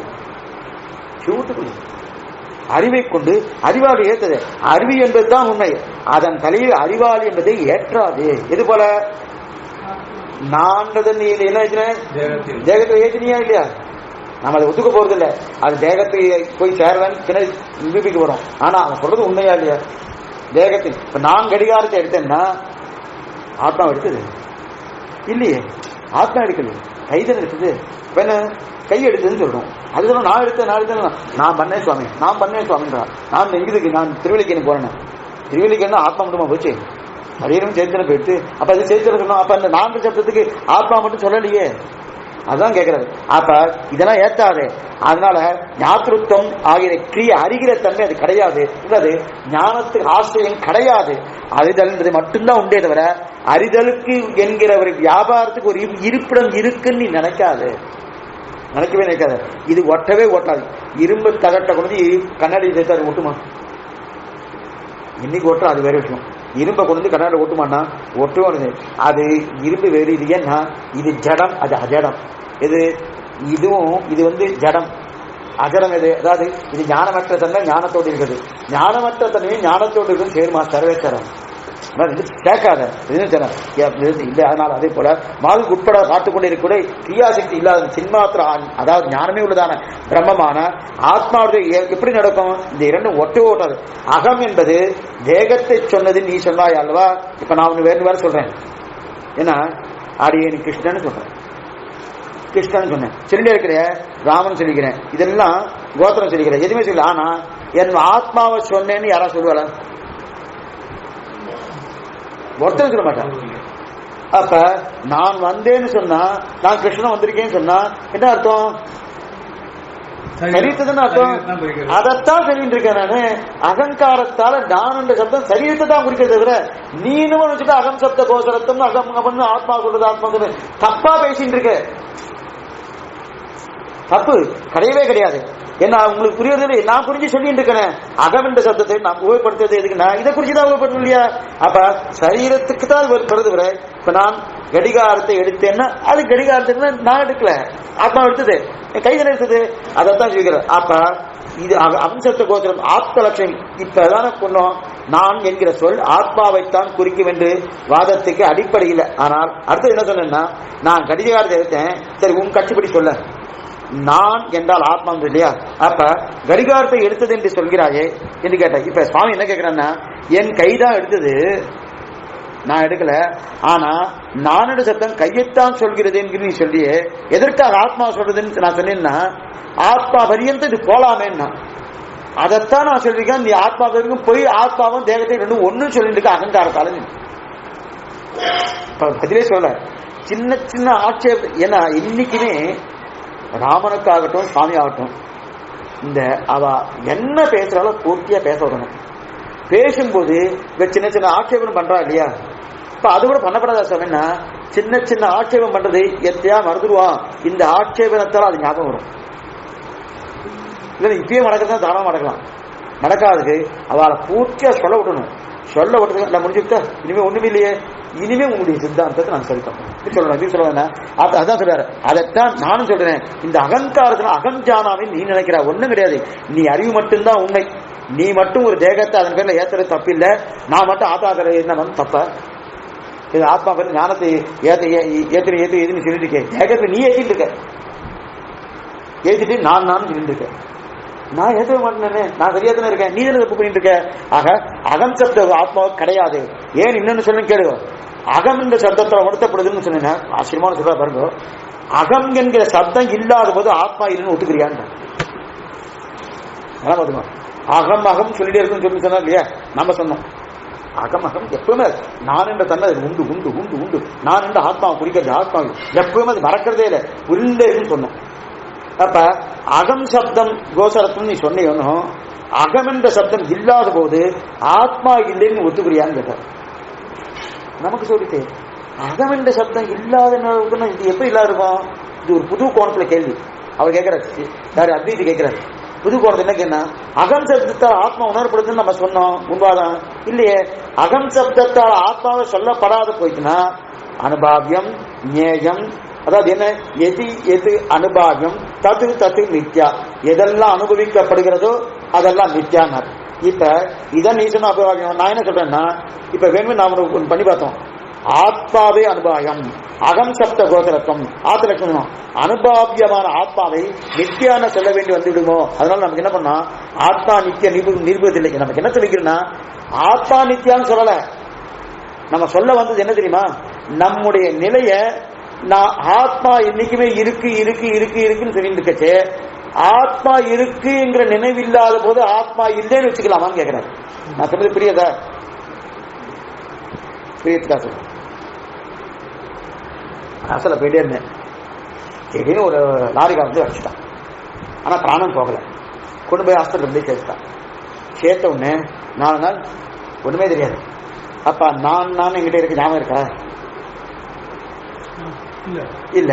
உடனே 5ஆவது நினைக்கிறேன், நான் எங்க இருக்கேன் கேட்கிறமா இல்லையா? நான் எங்க இருக்கேன், நான் யாருன்னு கேட்கல, கேட்கிறமா இல்ல, அது கேட்கறதே கிடையாது. நான் எங்க இருக்கேங்கிறான். உடனே நம்ம கேட்கணும், நீ எங்க இருக்கு, நீ எங்க இருக்குன்னு நினைக்கிற 4 நாளா நீ நீ நீ யாருன்னு உனக்கே தெரியாத. இந்த மாதிரி நீ நான் யாருன்னு நான் எங்க இருக்குன்னு கேட்கறேன்னா, நானா எனக்கு நானா தெரியுமே, நான் பேசினாலும் இந்த பேரியோடைய இந்த இதெல்லாம் பண்ணேன்னு சொல்றேன். இப்ப அந்த 4 நாட்கள் இல்லையோ நான் என்ற தன்மை. அப்ப அந்த 4 நாட்கள் ஆத்மா இல்லைன்னு ஒத்துக்கிறியான்னு கேட்டார். நான் சொல்றது புரியுதா? இப்ப ஒத்துண்டா என்ன ஆகுன்னா, அப்ப நீ சொல்றது தப்பு நிரூபிச்சுவார், சங்கரன் நிரூபிச்சார். இப்ப ஒத்துக்காம இல்ல, அப்ப அகம்ன்ற தப்பு இல்லையா? இருக்கே இருக்கு இருக்கு. ஏ அவ்வளவு கட்டுங்க, அடிபடவே வேண்டாம். ராத்திரி தூங்கிட்டு வேணும், காத்தால நன்னா சௌக்கியமா தூங்கினேன். அகம் சுகம் அகாப்தம், நன்னா தூங்கினேன்னு சொல்றோம். உடனே ஒரு பக்கத்துல ஒரு சுவாமி இருந்தார். சுவாமி, ராத்திரி தான் நீ தூங்கிட்டே, நன்னா தூங்கினேன்னு உனக்கு எப்படி தெரியும்? சொல்றது புரியாதா? நன்னா தூங்கினேன்னு உனக்கு எப்படி தெரியும்? நானும் தூங்கிட்டேன் சுவாமி, அதான் தான் நல்லா தூங்கினேன். தூங்கிட்டு வேணும், தூங்கும்போது நன்னா தூங்கிட்டு இருக்கேன், நன்னா தூங்கி சொல்லிட்டே தூங்கிட்டு இருக்கா, சொல்லிட்டே தூங்கிட்டு இருக்கா, யாரும் கிடையாது. அந்த ஞாபகமே எதுவும் இருக்க. அப்ப நன்னா தூங்கினேன்னு எப்படி தெரியுது? அப்ப அந்த நேரத்துல அகம் இல்லைன்னு ஒத்துக்கிறேதா? நான் சொல்றது புரியுதா? எங்க வராரு பாருங்க. இதெல்லாம் சட்டசாஸ்திரம், நிமாசம், நியாயசாஸ்திரம் வாசிச்சாதான் இது இதெல்லாம் வாசிக்க முடியாதான் இருந்துக்காரு. அப்ப ஒத்துக்கிறா? அப்ப அந்த நினைவில்லாதபடி போகுது. அப்ப அகம் என்கிட்ட போயிட்டு நான் எங்க இருக்கேன் எங்க சொல்றா இல்லையா? அந்த நினைவு இல்லைன்னு ஒத்துக்கிறா? இல்லையே சுவாமி, நான் பார்த்து என்ன சுவாமி, எனக்கு தான் எப்பவுமே ஞாபகம் இருக்கு சொல்றோம். அப்ப என்ன சொல்றோம்? என்ன எனக்கு தெரியாதா? என்ன எனக்கு தெரியாதா? நான் எனக்கு தெரியாதான்னு கேட்கிறோம். ராத்திரிலாம் தூங்கிட்டு என்ன நான் தெரியுது, எனக்கு நான் தெரியாது சொல்லிட்டு போனோம். அதைத்தான் சொல்லுவோம் சத்துன்னு நான் சொல்லிட்டு இருக்கேன். நீ என்ன சொல்லிட்டு இருக்க? இது அகம் சப்த கோசரத்தும் அகம் சப்த நீ பொய்யா பேசிட்டு இருக்க, நீ போய் சொல்லிட்டு இருக்க. அதனால என்னைக்குமே இருக்கு இருக்கு இருக்கு இருக்கு. அதனாலதான் ஸ்வயம் பிரகாசம் இருக்கு இருக்கு இருக்கு. அப்ப அகம் சப்த கோசரம் கிடையாது ஆத்மாவுக்கு. ஆனாலும் ஆத்மா இருக்கிறது அப்படின்னு இருக்கிறதுன்னா இன்னொரு திட்டம் தெரியாது. என்ன தெரிவிக்கிறாருன்னா, இந்த திட்டம் புரிஞ்சுதணும், இது புரிஞ்சு. இன்னொரு திட்டம் என்ன தெரிவிக்கிறாருன்னா, நீ ஆத்மா பேர்ல என்ன ஏத்துறேன்னா, அதாவது அறிவாளி என்கிற தன்மையை அறியும் தலையில் ஏற்றுகிறாய். ஏன் அப்படி ஏற்றுகிறேன்னா, அகங்காரம் என்று உன்னிடத்துல இருக்கு. அறிவாளி என்கிற தன்மையை அறிவு மேலே ஏற்ற, அறிவாளி என்கிற தன்மையை அறிவின் தலையில் ஏற்றுகிறாய். ஏன் அப்படி ஏற்றுனா, அகங்காரம் ஒன்று இடத்துல இருக்கு. அகங்காரம் தான் அறிவாளி என்கிற ஞாதா என்கிற தன்மையை ஞானத்தின் தலையில் ஏற்றுகிறாய். அகங்காரத்தை தொலைச்சிடும், சரியா போயிடும். புரியுத? அப்படின்னா ஞானத்தின் தன்மையை, அதாவது அகங்காரங்கிற தன்மையை ஞானத்தின் மேலே ஏத்துனதுனால்தான் அகம் அகம் அகம் அகம். அந்த அந்த அகங்காரத்தை தொலைச்சிட்டா என்ன கிடைக்கும் ரிசல்ட்? ஞானம். ஞானம் அப்ப ஞானம் மட்டும்தான் இருக்கும், வேற ஏதாவது இருக்குமா? இருங்க, அதுதான் உண்மை. மற்ற மித்தியான் வந்துருது இல்லையா? அந்த அகங்காரம் என்ன அகங்காரம்? அகம் அகம் சொல்லிட்டு கேணும். அப்ப அகம் சொல்லிட்டு என்ன பண்ற? ஞானத்தின் தலையில அது ஏத்தின ஒண்ணு என்ன ஆயிடுத்து? அகங்கார கர்ப்பம் அது ஏறிடுத்து. ஏன்னு ஒண்ணு எல்லாம் இருக்கு இருக்கு இருக்கு இருக்கு இருக்கு. உனக்கு அகங்காரத்தினா எல்லாம் இருக்கு இருக்குன்னு தெரிஞ்சது. அந்த அகங்காரத்தை தொலைச்சிட்டா என்ன ஆகும்? ஞானம் மட்டும்தான் இருக்கும், அகங்காரம் இருக்காது இல்லையா? ஞானம் மட்டும்தான், ஞானம் மட்டுமே சத்தியம். மற்றத்திலையும் மித்யா வந்துருக்கோம். அதை பண்ணா உனக்கு மற்றதுலயும் சந்தேகம் வராது. அறிவு என்பது ஞானம். அந்த ஞானத்தின் தலையை அறிவாளி ஏத்துகிறோம். எது ஏத்துக்கிறதுனா அகங்காரம் ஏத்துறது. அகங்காரம் என்பது பொய், அஜ்ஞானம் என்பது பொய். ஞானம் மட்டுமே. ஞாதா என்பதும் பொய். ஞாதா என்ன? அறிவாளி, ஞானம் அடையவன் தான் ஞாதா. அப்ப அறிவாளி என்பதும் பொய். இப்ப ஞாதா என்பதை கூட ஞானத்துல ஏத்துறணும். யார் ஏத்துவான்னு சொன்னா அகங்காரம் தான் ஏத்துறது. அந்த அகங்காரத்தை அதை அப்படியே விட்டுட்டேன்னா போயிடும். அந்த அகங்காரம் தான் ஏத்துறது. நான் சந்தேகப்பட்டோம், உடனே உடனே புடிச்சுட்டு வரேன். சுவாமி நீ தப்பா சொல்றேன்னு. யாரை பார்த்து? அத்வைதியை பார்த்து. ஞானம் ஒரு பக்கம் இருக்கு, இன்னொரு பக்கம் ஞானமற்ற தன்மையான அகங்காரம் இருக்கு. என்ன வச்சுக்கோ, ஞானம் இருக்கிறது ஞானம் இல்லாததை ஏற்ற முடியுமா?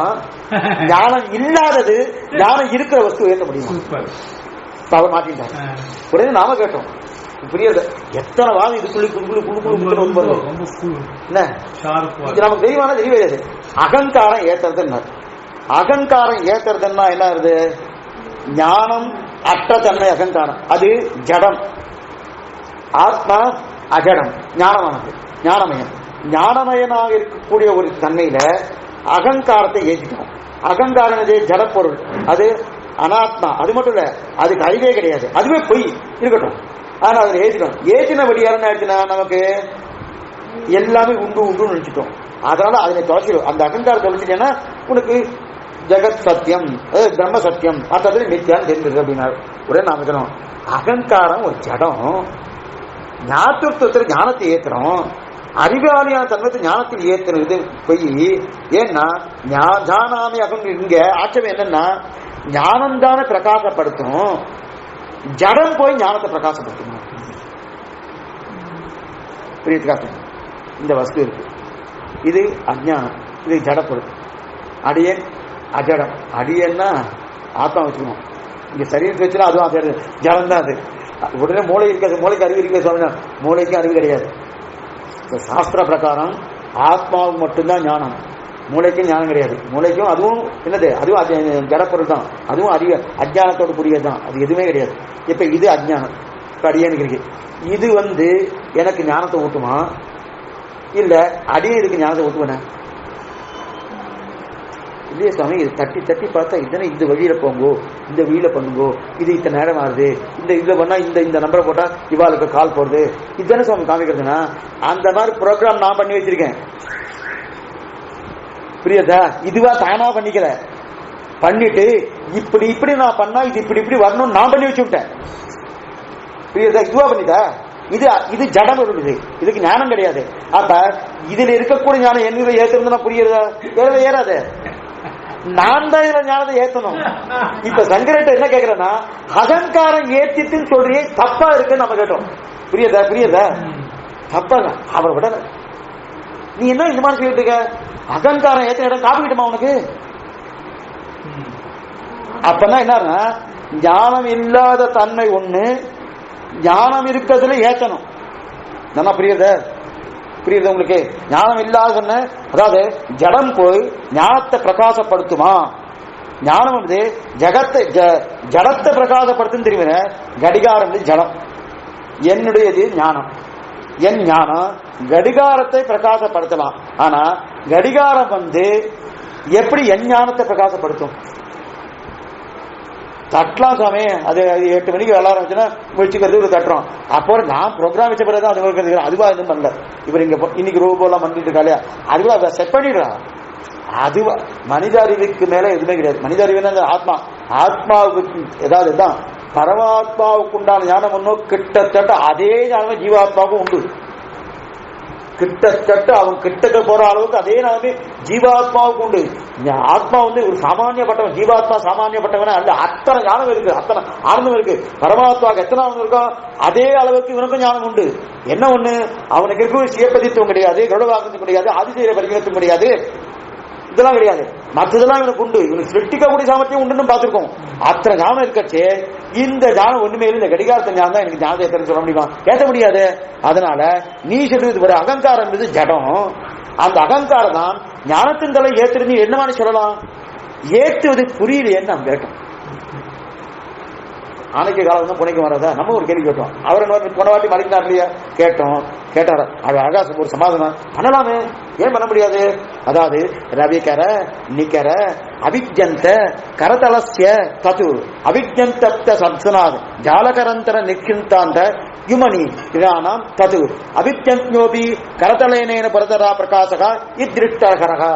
ஆச்சரியமா தெரிவிக்கிறார். என்ன தெரிவிக்கிறார்? அதாவது ஜன்னல் கதை திறந்துக்கும், காத்தால வேலையோ சாயங்கால வேலையோ எனக்கு தினம் அங்கிருந்து சூரிய ஒளி படுறது.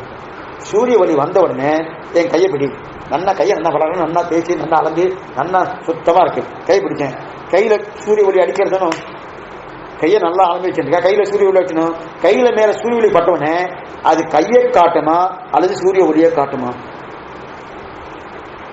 இந்த திட்டாந்தெல்லாம் அவ சொன்னதை தவிர வேற எதாவது எடுத்தோம் சேரவே சேராது. அவன் என்ன எழுதி வச்சுக்கணும் அப்படியே எடுத்துக்கணும். சுவாமி அடிக்கடி சொல்லுவாரு, நீயா புதுசா ரொம்ப சாமர்த்தியம் நமக்கு இன்னைக்கு புரிஞ்சுக்கிற மாதிரி ஏதாவது திருட்டாந்த எடுத்து மாட்டிக்கோங்க, தப்பா வந்துடும். அன்னைக்கு வேணா சரியா வரல, பின்னாடி ஒரு 10 வருஷம் கழிச்சு அதுவே வரணும். அவ என்ன திருட்டாந்த எடுத்துக்கோ அதே திருட்டாந்தத்தை எடுத்துக்கணும். இப்ப சூரிய ஒளி ஜனகதை திறந்த உடனே சாயங்காலம் நேரம் வருது, கையில பட்டுச்சு, கையில சூரிய ஒளி பட்டுது. பட்ட உடனே இது என் கையை காட்டுமா அல்லது சூரிய ஒளியை காட்டுமா? இதுதான் கேள்வி. சூரிய ஒளியை கையை வெளிப்படுத்துன்னு சொன்னா உண்மை ஒத்துக்கொள்வான். அதே போல ஞானம் மற்றொன்றை காட்டும் என்று ஒத்துக்குவான். ஆனா ஜடமான அகங்காரம் தான் ஞானத்தை தலையேதுன்னு சொன்னா என்னமா சொல்லலாம்? சொல்ல முடியாது. என்ன புரியுத? மறுபடியும் உணர்ந்து சொல்றேன். சூரிய ஒளி பட்டு சூரிய ஒளி பட்ட உடனே என்ன ஆட்டு? இந்த சூரிய ஒளி கையை வெளிப்படுத்துன்னு சொன்னா உண்மை, என் கையை வெளிப்படுத்துன்னு சொன்னா உண்மை, கையை வெளிப்படுத்துன்னு சொன்னா உண்மை. ஏன்னா கை எனக்கு தெரியல, கை தெரியாது, இது கையும் தெரியாது. ஆனா இன்னும் பிரகாசமா கை தெரியணும். சூரிய வெளிச்சம் வந்தோடனே அங்க பிரகாசப்படுத்துறது, வெளிச்சம் பிரகாசமாகாது, அங்க இருக்கிற வஸ்துக்கள் தானே பிரகாசமாகுது. அதுவே என் கை தானே பிரகாசமாகுது. நீ சொல்றது எப்படி தெரியுமா இருக்கு? சூரிய ஒளி கையில பட்ட உடனே கை பிரகாசம் அடைஞ்சா அது உண்மை, வாஸ்தவம் தான். கை பிரகாசமாக சூரிய ஒளியே இப்பதான் தெரியுதுன்னு நீ சொல்ற, அந்த மாதிரி இருக்குன்னு சொன்ன புரியுது? நான் சொல்றது புரியாதா? இப்ப சூரிய ஒளியால இன்னொருத்தர் ஒளி கொடுக்கிறது, ஆனா இன்னொருத்தரால சூரிய ஒளியே அப்பதான் கிடைக்கிறதுன்னு சொல்ற மாதிரி இருக்கு இவர் சொல்றது. எது? அகங்காரத்தை தலையில ஏற்றாதுன்னு என்ன அர்த்தம்? அகங்காரம் ஜடப்பொருள், ஜடப்பொருளான தன்மையை ஞானத்தின் பேரை ஏற்ற முடியுமா? முடியாது. அதே போல சூரிய ஒளியே பிரகாசம், அந்த பிரகாசத்தால கை தெரியறதுன்னு சொன்னா நியாயம் இது இல்ல. சூரிய ஒளியை என் கை கொண்டுதான் தெரிஞ்சுட்டேன் அப்படின்னு சொன்னா எப்படி இருக்கோ அப்படிதான் இருக்கு நீ சொல்றது. புரியுது? நான் சொல்றது புரியுது? இது ஃபுல்லா இங்கேயே அப்படியே எல்லாத்தையும் கொண்டு இங்க வச்சுக்கணும். இங்க வச்சாதான் புரியும், இல்லைன்னா புரியவே புரியாது. அதனாலதான் கூட்டமே 5 பேர் 10 பேர் தான் வருவாங்க. ஏன்னா இது வியாபாரம் ஃபுல்லா இதோட வியாபாரம். இந்த வியாபாரம் மத வியாபாரம் வந்துட்டுனால அதெல்லாம் எனக்கு வேண்டாம் சாமி, கத்தா சொல்றியா, ராமாயணம் சொல்றியா, இவன் சொல்றியா, அது கேட்டுக்கலாம் போல முடியாது. இதுவா அதாவது ரகசியத்துறை கூட இது தான் கஷ்டம் தான், அதுல சிரமங்கள் இருக்கட்டும். இப்ப அவர் என்ன சொல்றாரு? சூரிய ஒளியால கை தெரியுதுதான் வாஸ்தவம். அங்கே ஒண்ணு மகன் நல்லா பிரகாசம் தெரியுது. எப்படி தெரியுது? ஜனகவி திறந்தா நல்லா பிரகாசம் தெரியுது சொன்னார். மகன் தெரியுது சுவாமி, இப்பதான் சூரிய ஒளியே தெரியுது அப்படின்னு யாராவது சொல்லுவாங்க? சூரிய ஒளி எப்பவுமே பிரகாசமா இருக்கு. அதுக்கு இன்னொரு ஒளியை கொண்டுதான் சூரியன் நம்ம வந்து பிரகாசப்படுத்தணுமா? தேவையில்லை. சொன்ன உடனே கிடையாதுன்ட்டு கிடையாது. நான் தெரியறதுக்கு நீ சொல்ற அந்த மாதிரி தான் இருக்கு. ஜாலத்தின் கிடையாது உணர்த்து. நான் சொல்றேன் அந்த சூரிய கிரகணம் வந்து பட்டதுவா பட்ட உடனே இதுல இருந்து உடனே சொன்னார் இப்பதான் சூரிய கிரகமே தெரியதுன்றார். யாரு? சங்கரன். நீ கையை எடுத்துடு, சூரிய ஒளின்னு உன்னால பிடிக்க முடியுத? நல்லா பாக்கணும், வேற கொண்டு பாக்கணும். கையை எடுத்துங்க, வேற அந்த வெளிச்ச ஜனகரன் போறதுன்னு ஒளியை நீங்க அப்படியே பாருங்க, தெரியுத? கையில பட்ட உடனே சூரிய ஒளி தெரியுது. அதே போல இந்த அகங்காரம் அது ஏறுறது. நான் சொல்றது புரியுற? இப்ப சூரிய ஒளி இங்க பட்டுதுன்னா நம்ம முதல்ல என்ன சொன்னோம்? சூரிய ஒளி பட்டபடியால கை தெரியறதுன்னு சொன்னோம். அந்த மாதிரி நீ சொல்றது கை தெரிஞ்சா வாஸ்தவம். அது மாதிரி என்ன, அஜடத்தினால ஜடத்துக்கு பிரகாசப்படுத்த முடியல, ஜடத்தால அஜடத்தை பிரகாசப்படுத்த முடியாது. அதான் சொன்னோம். ஜடம் என்னது? ஜடம் ஞானமற்ற தன்மை. அஜடம் ஞானம் இருக்கிற தன்மை. அதாவது ஞானம் இருக்கிற தன்மை. ஞானம் இருக்கிற தன்மையே எனக்கு ஞானம் இருக்கு இல்லையா, ஞானத்தால இன்னொன்னு பிரகாசப்படுத்த முடியும்.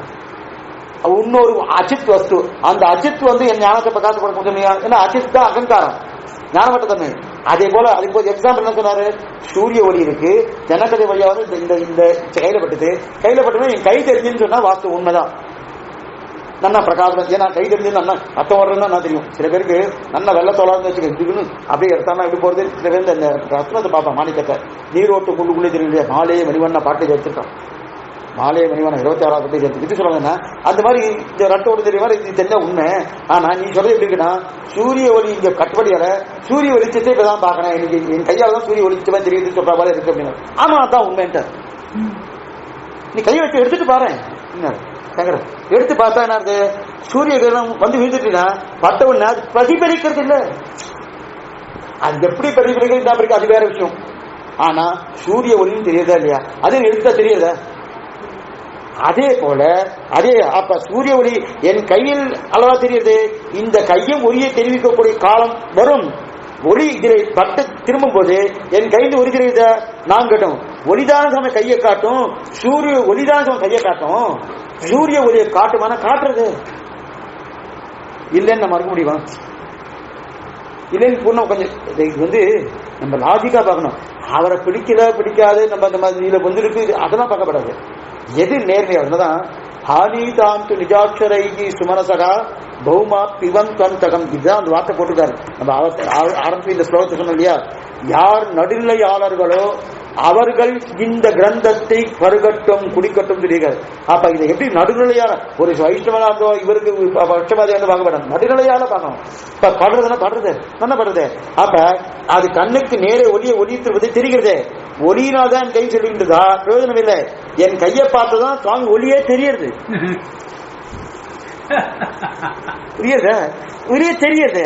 அதனால ஜடமும் மற்றொன்றை வெளிப்படுத்துவது உண்டு.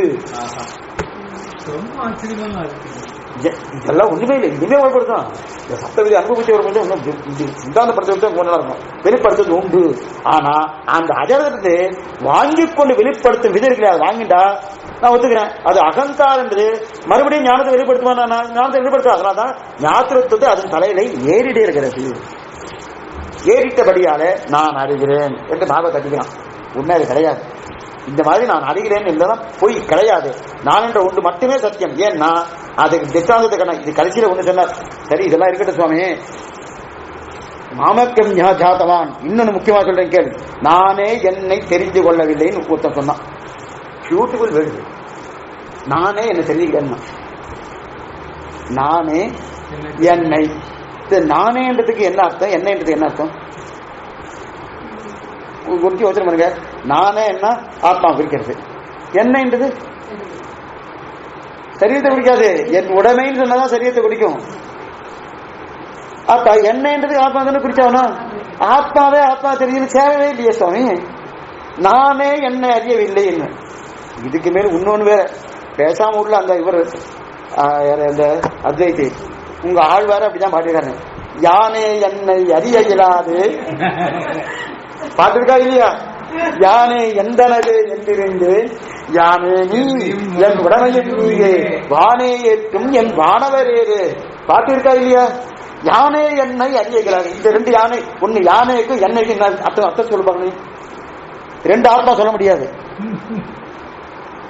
உங்களுடைய சம்பிரதாயம் பிரகாரமே அது நேர சரீரத்தை தானே குறிக்கிறது. அகம்சப்த கோசரத்துவம் புரியுதா? சொல்றது புரியுது? அகம்சத்துவம். இப்ப யானை என்ன அறியல, நானே என்ன அறியல, இப்படிதான் சொல்லிட்டீங்கன்னா இப்ப நானே சொல்றதுக்கு அர்த்தம் சொல்லு. என்ன என்கிற சொல்லுக்கு அர்த்தம் சொல்லு. நானே என்கிற சொல்லுக்கு என்ன அறியலன்னு சொல்லு. என்னன்னா நானுங்கிற தத்துவத்தை நானே அறியலன்னு சொன்னாங்க. அப்ப இந்த நானே என்று ஒரு வார்த்தை சொன்னார் இல்லவா, அது மட்டும்தான் சத்தியம். என்னை அறியவில்லைன்றது அசத்தியம். புரியுது? எது இல்லையா? யானே என்னை அறியலாதே. இப்ப யானேன்றது நான் இருக்கு இல்லையா, அது வந்து சத்தியம். என்னைன்னு சொல்லணும், அது அசத்தியம். அது சத்தியம் கிடையாது. என்னை அறியவில்லை என்ற ஐயோ இதெல்லாம் அகங்கார கஸ்தங்கள். நான் தெரிஞ்சு கொள்ளல. உங்க ஆழ்வரே சொல்லிடுறாரு என்னை அறியலாதே, அகங்காரத்தால் நான் தெரிஞ்சுக்கிறேன். அவருக்கு அர்த்தத்தே வேற வீடு வியாக்கியத்தை பொறுத்து பார்ப்போம். அர்த்தத்தையே மாதிரிட்டாரு, அறியலன்னு சொல்லிட்டாரு. இதைத்தான் நீ சொல்ல வராய். நானே என்ன என்றால் இப்ப ரெண்டு சப்தம் இருக்கு. உன் வாக்கியப்படி நானுங்கிற சொரூபம் தான் உண்மை. அதனால் மற்றவையெல்லாம் என்னது? இது வந்தே இருந்துச்சு இல்லையா? இப்ப ரெண்டு நாளும் அங்க வர முடியாது இல்லையா? யானே என்னை, யானேன்றது வந்தேரி இல்லையா? இப்ப வந்தேரினால அது என்ன ஆகும்? பொய் தானே. வந்தேரின்னு சொன்னாலே பொய் தான் எப்பவுமே. எப்ப வந்தேரியோ பகவானுக்கு பாரத சேஷத்துவ பாரதம் உண்டு. நமக்கு மட்டும்தான் இல்ல.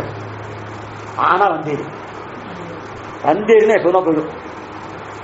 நமக்கு சேஷத்துவ பாரதத்தையும் சத்தகா நித்தியம். ஆனா பின்ன மாறிட்டு அவரை திட்டாரு. நமக்கு வந்தேரி ஆயிடுச்சு. நமக்கு வந்தேரி ஆயிடுச்சு. வந்தேரிகளே எப்ப வேணா போயிடும் இல்லையா? எப்ப வேணா போகிறதுக்கு உண்டான வாய்ப்புகள் இருக்கு. அதாவது இப்பதான் வந்தேரி வந்தேரின்னு ஒத்துக்கிறாரு. அதனாலதான் நானே என்னை என்ற சப்தமே சொல்றாய். என்னை இந்த சப்தத்தால ஆத்மா உணரப்படுதா இருந்தால் அப்ப நான் என்ற சப்தத்தால என்ன அர்த்தம்? இனி சொன்ன மாதிரி யான், யானே, என்னை. யானே சப்தம்னா ஆத்மா வச்சுக்கேன். அப்ப என்ன சப்தத்துக்கு அர்த்தம் சொல்லு? சொல்லலையே.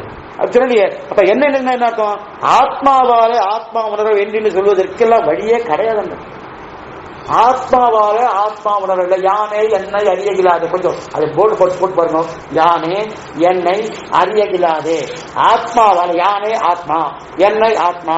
ஆத்மாவாலே ஆத்மா அறியப்படவில்லை, அறிய முடியவில்லை. சரிங்களா? என்ன சாமி ஒண்ணுமே சரியே, சுக்குமையில விதிப்பு மாதிரி இருக்கு. ஒண்ணுமே தெரியலையே சாமி. யானை என்ன அறியகலாது அப்படின்னு தெரிவிக்கலையா? ஆத்மாவால ஆத்மா சொல்வதற்கு வழி கிடையாது. ஆத்மான்றது சத்தியமா இருக்கணும். மற்ற அத்தனையும் மித்யா என்று மறுபடியும் நிரூபிக்கிறார். உன்னுடைய கூற்று பிரகாரமே பார்த்துக்கோ, மித்யா நிரூபிக்கிறார்.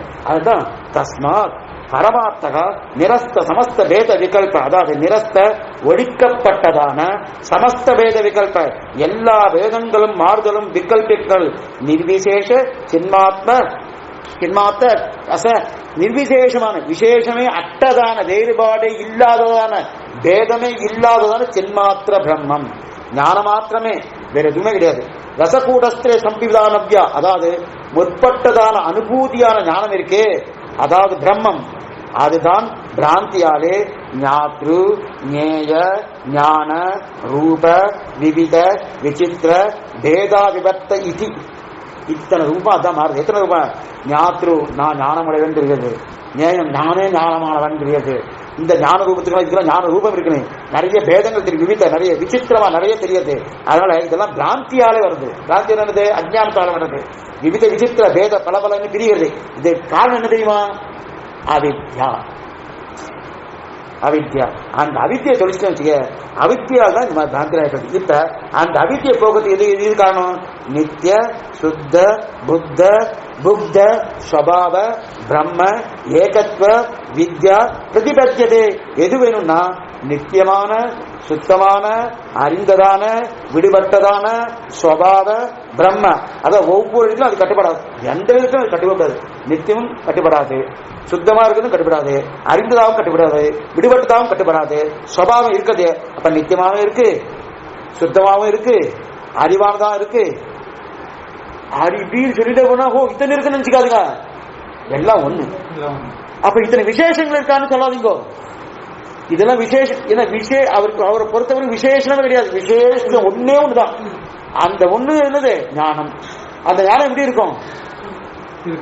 அனிர்வச்சனீயம். இப்படி இருக்குன்னு சொல்ல முடியாது. இருக்கா? இருக்கு, இருக்கிறது, இருக்கிறது, இருக்கிறது. அனிர்வச்சனம் என் வாக்கால சொல்ல முடியாது. ஏன்னா இப்படி இருக்கு, இப்படி இருக்கு, இப்படின்னா ஒரு இந்த உருவத்துல இருந்தா அந்த உருவம் எங்க இருக்கு இருக்குன்னு இருக்கும். கேட்டா உடனே அதுக்கு அடுத்தது இன்னொன்னு வரும். அப்ப ரெண்டாவது இன்னொன்று இல்லையா? அந்த வார்த்தையே வேண்டாம். அனிர்வச்சனீயம், என் வாக்கால் சொல்ல முடியாது. அப்ப வாக்கால் சொல்ல முடியாது இல்லையா? இருக்கு. எப்படி இருக்கு? என் வாக்கால் சொல்ல முடியும். இதான் திருப்பி திருப்பி சொல்லிட்டு இதே பதில் இருக்குன்னா இருக்கா? இருக்கு. எப்படி இருக்கு? என் வாக்கால் சொல்ல முடியாது. வாக்கால் சொல்ல முடியாது இல்லையா? இருக்கு. திருப்பி என்ன கேள்வி கேட்பேன்? இருக்கணும். எப்படி இருக்கு? இதை நீங்க கேட்டாலும் வேற கேட்கவே முடியாது. கேள்வி என்ன கேள்வியோ அந்த கேள்விக்கு அடுத்து பதில் வந்துடும். பதில் என்னதோ திருப்பி அதே கேள்வி வரும். இது திருப்பி திருப்பி திருப்பி வந்து கடைசி நீயே முடிச்சிருவேன். அதான் சுவாமி, இதான் சுவாமி இருக்கு, வாக்கால் சொல்ல முடியாது, அவ்வளவுதான் முடிச்சு போச்சு சாமி. உடனே சித்தாந்தம் சித்தாந்தம் நாம முடிச்சிருவோம். இதைதான் சொல்லிட்டு இருக்காரு. திருப்பி திருப்பி திருப்பி திருப்பி திருப்பி இதையேதான் சொல்லுவாரு. வேற ஏதான் மறுச்சி ஏற்பட்டு அது அப்படியே மறுக்குமோ அத்வைத்த ஞானம் நமக்கு ஒரு மாதிரி மறுச்சு வந்துருப்பான். மறுச்சு வந்துட்டு அந்த மயக்கத்திலேயே தான் இதுதான் சரிதான் சரிதான் அப்படியே அதை மறுச்சுக்கு விடுற மாதிரி பண்ணிட்டு இருப்பாங்க. இது சொல்ல வந்தேன். அப்ப எதுவாலும் அந்த ஞானத்தை சொல்லுவதற்காக இத்தனை வேத சாஸ்திரம் வந்தது. அப்ப பிரம்மம் ஏகத்துவத்தை சொல்லத்தான் புறப்பட்டது என்ன ஞானம். ஏன்னா அந்த ஞானம் வந்தால்தான் அவித்தை கலையும். ஏகத்துவ ஞானம் இல்லைன்னா நீ பலன் நினைச்சுட்டா உனக்கு அவித்தியா இருக்கும். உனக்கு மோட்சம். நீ சம்சாரத்தில் இருக்க போற ஒன்னு நினைச்சுட்டு வச்சுக்கேன், பிரம்ம கட்டையும் சொல்லி வச்சுக்கேன், உனக்கு மோட்சம் நிச்சயம். மோட்சம் நிச்சயம் ஸ்ரீவைகிட்டு போறன்னு அர்த்தம் இல்ல. நீயே மோட்சம், முன்னொரு மோட்சம் கிடையாது. முன்னோரு ஏன்னா நீயே பிரம்மமாச்சு, இன்னொரு பிரம்மம் இல்லையே. அதனால அப்ப அவித்யா தெரியும். அவித்யா தொலைஞ்சு போனா என்ன ஆகும்? நிரத்த நிகில தோஷமான பிரம்மம் ஒளிவிடும். இந்த பிராந்தி தொலையுது. பிராந்தியாலே பிரம்மம் நிறைய என்றது கண்ணுக்கு படுறது போயிடும். பிராந்தி இருந்தா வந்துடும், பிராந்தி இருந்தா போயிடுது. அப்ப அதை போக்கணும்னா தோஷமான அவித்தையை தொலைவனும். தொலைப்பதற்கு என்ன? ஏகத்துவ ஞானம் ஒன்றுதான் வழி. அந்த விஞ்ஞானத்தை கொடுப்பதற்கு என்ன பண்ணும்? எல்லா வேதங்களும் என்ன பண்றது? வேதாந்தங்கள்லாம் பல பல பல சொல்றது. எல்லா வேதாந்த ஞானம் சேர்த்து ஏகத்துவ ஞானத்தை தான் கொடுக்கறத தவிர நீ நினைக்கிற மாதிரி பல ஞானத்தை கொடுக்கல. ஏன்னா பிரத்யட்சமே ஏகத்துவ ஞானம் தான் கொடுக்குறது நிரூபிச்சாச்சு.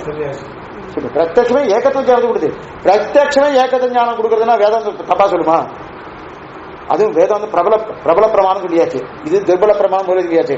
துர்பல பிரமாணமாக இருக்கக்கூடிய பிரத்யட்சமே ஏகத்துவ ஞானத்தை கொடுக்கறதுனா பிரபல பிரமாணமா இருக்கக்கூடியது கேட்கணுமா? நான் கேட்க வேண்டியது. அதனால இது பிரத்யட்ச ஞானத்துக்கு ஒண்ணுதான் கொடுக்குது, ஏகத்துவ ஞானம் கொடுக்கும். அப்ப ஏகத்துவ ஞானத்தை வேதாந்தம் சொல்லிக்கிறது பல பலன்னு கர்ம விசாரம் எங்க விட்டுணும் வந்துடும். அதனால கர்ம விசாரத்துக்கு பின்னாடி பிரம்ம விசாரம் சொல்லாதே. சாதன சதுட்டயத்துக்கு பிறகு எங்க ஆரம்பிச்சோம் கூடவே கூடாது. எங்க சுவாமி அதுல ஒரு இதனால்தான் இந்த ஸ்ரீபாஷ்யம் வாசிக்கணும்னாலே ஆட்சேபம் ஆட்சேபம் ஆட்சேபம் போயிட்டு எங்கேயோ போயிடும். கடைசி எங்க ஆரம்பிச்சுன்னே தெரியாது, போயிடும். எங்க ஆரம்பிச்சு எது சிலருக்கு வாக்குவாதம் அப்படிதான் இருக்கும். ஒரு குடும்பத்துல ஒரு சண்டைன்னா எதனால சண்டை ஆரம்பிச்சு அதை விட்டுடுவான், இறங்க போயிடுவான். எங்கேயோ போய் எங்கே மாட்டுட்டு சுவாமி நம்ம எங்க ஆரம்பிச்சுன்னா கடைசியில் ஒண்ணுமே இருக்காது. அதே வரைக்கும் அங்க என்ன ஒண்ணுமே இல்ல. கர்ம விசாரத்துக்கு பின்னாடி பிரம்ம விசாரம் சொல்லாத.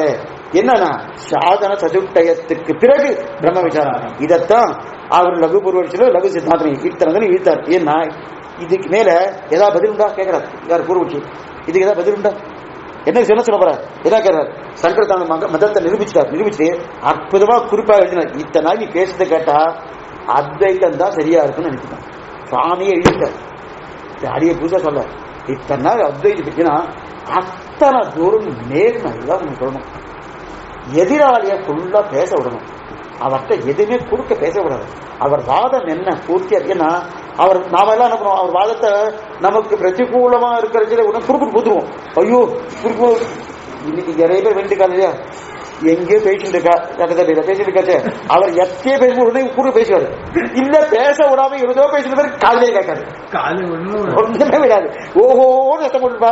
சரி 2 மணி நேரம் தள்ளி வைக்கிறோம், முடிச்சிடுறான். அதுக்கப்புறம் நான் 2 நாள் தள்ளி வைக்கிறோம், முடிச்சிடறா இல்லையா? சுவாமி அந்த இதெல்லாம் பண்ணவே மாட்டோம். பூர்த்தியா பேச விட்டுருவாரு. அத்தனை நேர்மைனா அவ்வளவு நேர்மை. ஏதாவது மறந்துட்டு போறானே இவர் ஞாபகம், ஏதாவது மறந்துட்டு போறானே மறந்துட்டா என்ன சொல்லுங்க? உனக்கு தான் நன்மைனா எனக்கு நன்மை இல்லைன்னு. ஏன் நன்மை இல்லைன்னு சொல்றாங்க? இது 1000 வருஷம் கழிச்சு யாரா ஒருத்தன் இதை மறந்துருக்கான், இதனாலதான் அவன் ஜெயிச்சான்னு அப்படின்னா என் குழந்தை எவ்வளவு பாடுபடுவான், எவ்வளவு சமப்படுவான். அதனால மறக்காம இருக்கணும், மறக்காம இருக்கேன் இவர் எடுத்து சொல்வார். சொல்லிட்டு இதை மறந்துடாத அதை மறந்துடாத அப்படின்னு தாய் பிரதிவாதிக்கு கொடுக்கணுமான்னா அவன் எப்ப மறப்பான்னு பார்த்துட்டு இருப்பான். என்ன வாய்ப்பு கிடைக்கும் நமக்கு அவனுக்கு தடுறதுன்னு பார்த்துருப்போம். ஆனா சுவாமி ஒவ்வொரு விஷயத்தையும் அவன் மறக்கப்படாத சொல்லணுமே, எல்லாத்தையும் சொல்லணுமே பூர்த்தியா சொல்லுவார். ராமனுக்கு வாக்மீ செய்வான்னு பேரு. அதே போல ராமனை அடிவொத்தித்தான் சுவாமி ராமானுஜரும் அப்படியே இதையும் மறக்காம ஒவ்வொன்றும் சொல்லணும் அதுக்கு பதில் சொல்லலாம். ஏன்னா நீ மறந்தா நான் மறக்க மாட்டேன், நீ மறந்துட்டேன்னா சம்பிரதாயம் அர்த்தம் எழுதி வச்சுட்டேன், இத்தனை அழிச்சிட்டேன். ஆனா எத்தனை வருஷங்கள் போனாலும் இதை எத்தனை வருஷங்கள் போனாலும் என் குழந்தைகள் பார்த்து தெரிஞ்சுட்டு போகும். இது மட்டும் இல்ல, இன்னைக்கு ஸ்ரீபாஷ்யம் வாசிக்கணும்னா அத்வைதத்தை போய் வாசிக்க முடியாது. அவங்க மதத்தை அத்வைத மதத்தை பூர்த்தியா தெரிஞ்சுக்கணும்னா ஸ்ரீபாஷ்யம் வாசித்தா தான் அத்வைத்தம் பூர்ணமா தெரியும். ஏன்னா அத்தனை நேர்மை சுவாமிகிட்ட ஒரு நேர்மை, அப்படிப்பட்ட கவலை இல்லாம நேர்மையோடு இருந்தது. இப்ப நாம என்ன பண்ணலாம், அவன் என்ன பண்ணுவோம், ஒண்ணுமில்லை. இத்தனை நேர்மையோடு இருக்கக்கூடிய திருவடியை பற்றினோன்னு அந்த ஒரு கௌரவம் வரும். வேற எதுவும் இதை தெரிஞ்சுட்டோ மோட்சம் கிடையாது. இப்ப வெஞ்சிக்க வேண்டாம்னு அர்த்தம் இல்லை. சாமி ஒரு தடவையா கேள்வி சொல்லி அதை கேட்டு இருக்கோம். ஆனா இத்தனை நேர்மையோடு இருக்கக்கூடிய திருவடியை பற்றினோம், இதற்குமே நமக்கு என்ன வேணாம், அவருடைய திருவடி பலத்தால் இதை தெரிஞ்சினபடியால மோட்சம் எழுதி வைக்கவே இல்லை. சம்பந்த ஞானத்தால மோட்சமே தவிர தெரிஞ்சுட்டா சுவாமி நான் விஜயனா இருக்கேன் ஓகோன்னு இருக்கேன், இன்னும் சுகர் போனாரான்னு தெரியாது, யாசர் போனாரான்னு தெரியல, வால்மீகி போனாரான்னு தெரியல. ஆனா நமக்கு மோட்சம் தின்னம்னு சொல்லிட்டு போயிருக்குன்னா இவர் திருவிடை பத்தினோம். அப்படி திருவிடை பத்தின மேலாலே அது நிச்சயம் தெரிவிக்கிறார். அதுக்கு மேல இன்னொன்று தெரிவிக்கிறார். இந்த இதுல இன்னொரு விஷயம் என்னன்னா அகமத்த கோசரத்தும் தெரிவிக்கிறார் இல்லையா, அதாவது அனுபூதி. அந்த அனுபூதி அறிவாக இருக்கும், அறியப்படாது இல்லையா, அறியப்படுவதாகவும் இருக்காது, அறிவாகவும் இருக்கப்படாது. அறிவாக இருக்க வேணும்னா அனுபூதி என்று அறிவினர் நாம் சொன்னோம். அகமென்ற சப்தத்தாலே ஆத்மாவை தெரிஞ்சுக்கணும். நீ அனுபூதி ஆத்மா என்றே, ஆத்மாவால ஞானம் என்றே நாம் ஆத்மாவால தெரிஞ்சு கொண்டோம் தெரிவிக்கிறோம் இல்லையா. எதனாலன்னா அகமென்ற சொல்லை கொண்டு தெரிஞ்சு கொண்டோம் நான் சொல்லி பார்த்தோம். ஆனா அவர சொல்லனா அகமென்ற சப்தத்தாலே அனுபூதி கோசரத்தம் வரவே வராதுனர். ஏன்னா அகமென்ற சப்த கோசரத்தம் அனுபூதிக்கு சொல்லாது. அகமென்ற சப்தத்தை எப்படி சரீரத்தின் பேரை ஏற்றி பார்க்கிறோமோ அதே போலதான் இது பற்றி ஏத்துறேன்னு அர்த்தம். ஏற்றவே ஏற்றாதன்னு அதுக்கு மேல இன்னொன்று தெரிவிக்கிறார். ஏத்திருக்கா அகம் புரிஞ்சுக்கின்ற சுவாமி, அகம் அர்த்த கோசரத்தும்னா சப்த கோஷத்துவம் கிடையாது. அதாவது அனாத்மவாத பிரகரணம் அப்படின்னா என்ன அர்த்தம்னா நித்தியமாக அது அனாத்மாவாக அன்று ஆத்மான்னு சொன்னா அகம் சப்த கோத்திரம் குறிக்கப்படாது. அனாத்மா சொன்னதான் அகம் சப்த கோத்திரம் பிடிக்கணும். அனாத்மானது சரீரம், சரி தெரியும். ஆத்மானு சொன்னா அகம் சப்த கோத்திரத்துக்கு குறிக்கப்படாதுன்னு சொல்லிட்டாரு. இது எழுதி வச்சு போட்டாரு. அனாத்மா சொன்ன நீ சொல்றது நான் ஒத்துக்கிறேன். எதுக்கு அனாத்மாவுக்கு நான் சொன்ன அனாத்மா ஞானம் இல்லைன்னு சொல்லினா ஞானம் இல்லாத மட்டும் இல்ல நித்தியான்னு சொல்லிட்டேன். அப்ப நித்தியான்னு சொன்னா அது குறிக்கப்படுறது குறிக்கப்படாது அதை பத்தி பேச்சே இல்லையே. பொய்ன்னு வந்ததுக்கு அப்புறம் பொய்யான ஒண்ணு அங்க போய் பார்த்தேன் இதை பண்ண அதை பண்ண சொல்லிட்டு போய் எல்லாம் பொய் சுவாமின்னா இத்தனையும் சொல்லுவானு. எப்ப பொய்யோ சொல்றதுன்னு பொய் தானே, அதுவும் சொல்ல வேண்டிய அவசியம் இல்லையே, அதுவும் தெரிவிக்கிறார். அதுக்கு மேல இந்த அனாத்மா இந்த ஆத்மான்னா அகம் சப்தத்துக்கு குறிக்கப்படுகிறது என்று சொன்னாயானால் அதுவும் பிராகர்த்தமா போயிடும். பிராகர்த்தம்னா அதாவது பிராகர்த்தம் அதாவது அச்சித் தத்துவம் கண்ணுக்கு முன்னாடி எத்தனையோ தெரியுது இல்லையா, அதெல்லாம் ஆத்மாவின் ஞானத்தான் கொடுக்கணும். ஆத்மாவின் ஞானம் ஒன்றத்தை போய் அதற்கெல்லாம் பராகர்த்தன்னு பேரு. பராகர்த்தன்னு பேரு. பரமாத்மம் ஜீவாத்மம் பிரத்யகர்த்தன்னு பேரு. சொல்லுவோம் நாம் ஒன்றை நம் ஞானத்தால தெரிஞ்சு கொண்டோம் என்றால் அதுக்கு பராகர்த்தன்னு பேரு. ஸ்வயம் பராகர்த்தம். பிரத்யகர்த்தம்னா ஸ்வயம் பிரகாசம், தனக்கு தானே ஒளிவுடையது பிரத்யகர்த்தம். பரமாத்மாவுக்கும் ஜீவாத்மாவுக்கும் பிரத்யகர்த்தம்னு பேரு. தனக்கு தானே ஒளிவிடும். ஆத்மா இன்னொன்னு எதிர்பார்க்குமா ஞானத்துக்கு, இன்னொன்னு எதிர்பார்க்காது. ஆனா இது இந்த வஸ்து எல்லாம் தெரிஞ்சுக்கணும். இப்ப இது தெரிஞ்சுக்கணும், இது தானே தெரிஞ்சுக்குமா தெரிஞ்சுக்காது, நான் தான் இதை அறிஞ்சுக்கணும். இதுக்கு பிரத்யேகர்த்தம், இந்த பராகர்த்தம்னு பேரு. பிரத்யேகர்த்தம்னா எப்படி ஞானம் இருக்கு இல்லையா, ஞானம் இன்னொன்னு எதிர்பார்க்குமா, யாரையும் எதிர்பார்க்காது, தனக்கு தானே ஒளிவிடுறது இல்லையா. பரமாத்மா ஞானம் இன்னொன்னு எதிர்பார்க்குமா, அப்ப பரமாத்மாவும் ஜீவாத்மாவும் பிரத்யேகர்த்தம்னு பேரு. என்ன இன்னொருத்தர் காட்டிக் கொடுக்க வேண்டிய அவசியமே கிடையாது.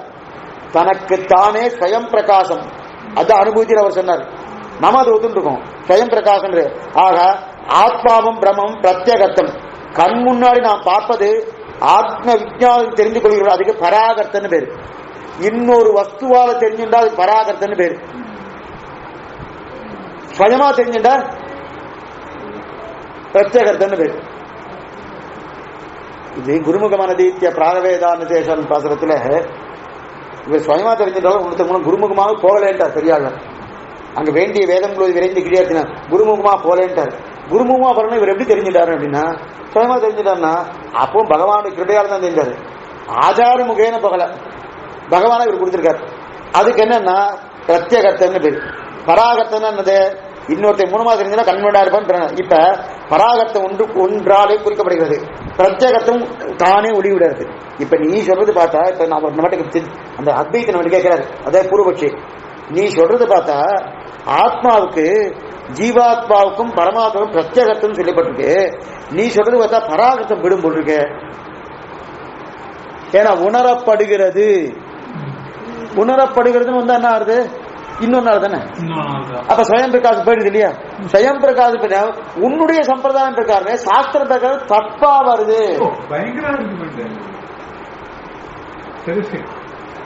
அப்ப என்ன ஆகணும்? பிரத்யேகர்த்தம் வராம பராகர்த்தம் போயிடுது. பராகர்த்தத்துக்கு நீ ஒத்துக்குறியா? ஜீவாத்மாவும் பரமாத்மாவும் பராகர்த்தம் கிடையாது. அப்ப சங்கராச்சாரிய அப்ப என்ன ரொம்ப வந்து சேர்ந்துமா ஏதோ சப்தத்தினால் குறிக்கப்படுதுன்னு சொன்னா தான் கண் முன்னாடி இப்பதான் பராகர்த்தம் நீ சொல்ற, தானே ஒளிகிறபடியாது பிரத்யேகத்தம் சொல்ற. ஆனா உன்னுடைய கூற்று பிரகாரம் இது பராகர்த்தமா பற்றி பிரத்யேகத்தம் ஆகல. இந்த தவறு வந்துடுறது. இனிமே அதை சொல்லாது. புரியுதா? பிரத்யேகமா அதை சொல்லவே சொல்லாத. ஏன்னா பிரத்யேகத்தமா இருக்காது. ஏன்னா அதை கொண்டு போய் அசித் கோட்ல போய் சேர்க்காது. ஏன்னா பிரத்யேகத்தம் என்ன அர்த்தம்? தனக்கு தானே ஒளிகிறது. பராகர்த்தம் இன்னொருத்தர் மூலமாகிறது. இன்னொருத்தர் மூலமா தெரிந்ததுனால அது அசித்து. இதை தெரிஞ்சுக்கிறேன், இது அச்சித்து தானே. இது வந்து என்னதுன்னா இது பிரத்யேகர்த்தம். பிரத்யேகர்த்தம் இதுக்கு பிரத்யேகர்த்தம் இல்ல. நான பிரத்யேகர்த்தம்னு சொன்னா பரமாத்மாவும் ஜீவாத்மாவும் தனக்கு தானே ஒளிவிடுகிறது பிரத்யேகர்த்தம். பராக் பராக்னா இன்னொருத்தர் மூலமா, இன்னொருத்தர் மூலமா தெரிஞ்சுக்கிறேன்னா இதை தெரிஞ்சுக்கிறதுக்கு என்னுடைய ஆத்மா தான் இதுவே தெரிஞ்சுக்கிறதா. தனக்கு தானே ஒளிவிட்டால் பராகர்த்தம். இன்னொருத்தர் மூலமா அதோட ஒளி பிரகாசப்படுத்தினால் அதுக்கு பிரத்யேகம். தனக்கு தானே இல்ல, தனக்கு தானே ஒளிவிட்டால் அது பிரத்யேகர்த்தம். பிரத்யேகர்த்தம் இன்னொருத்தர் மூலமா தெரிஞ்சுட்டா பராகர்த்தம். பராகர்த்தம். இப்ப இந்த ஜீவாத்மா இன்னொருத்தர் மூலம் தெரிஞ்சுக்குமா?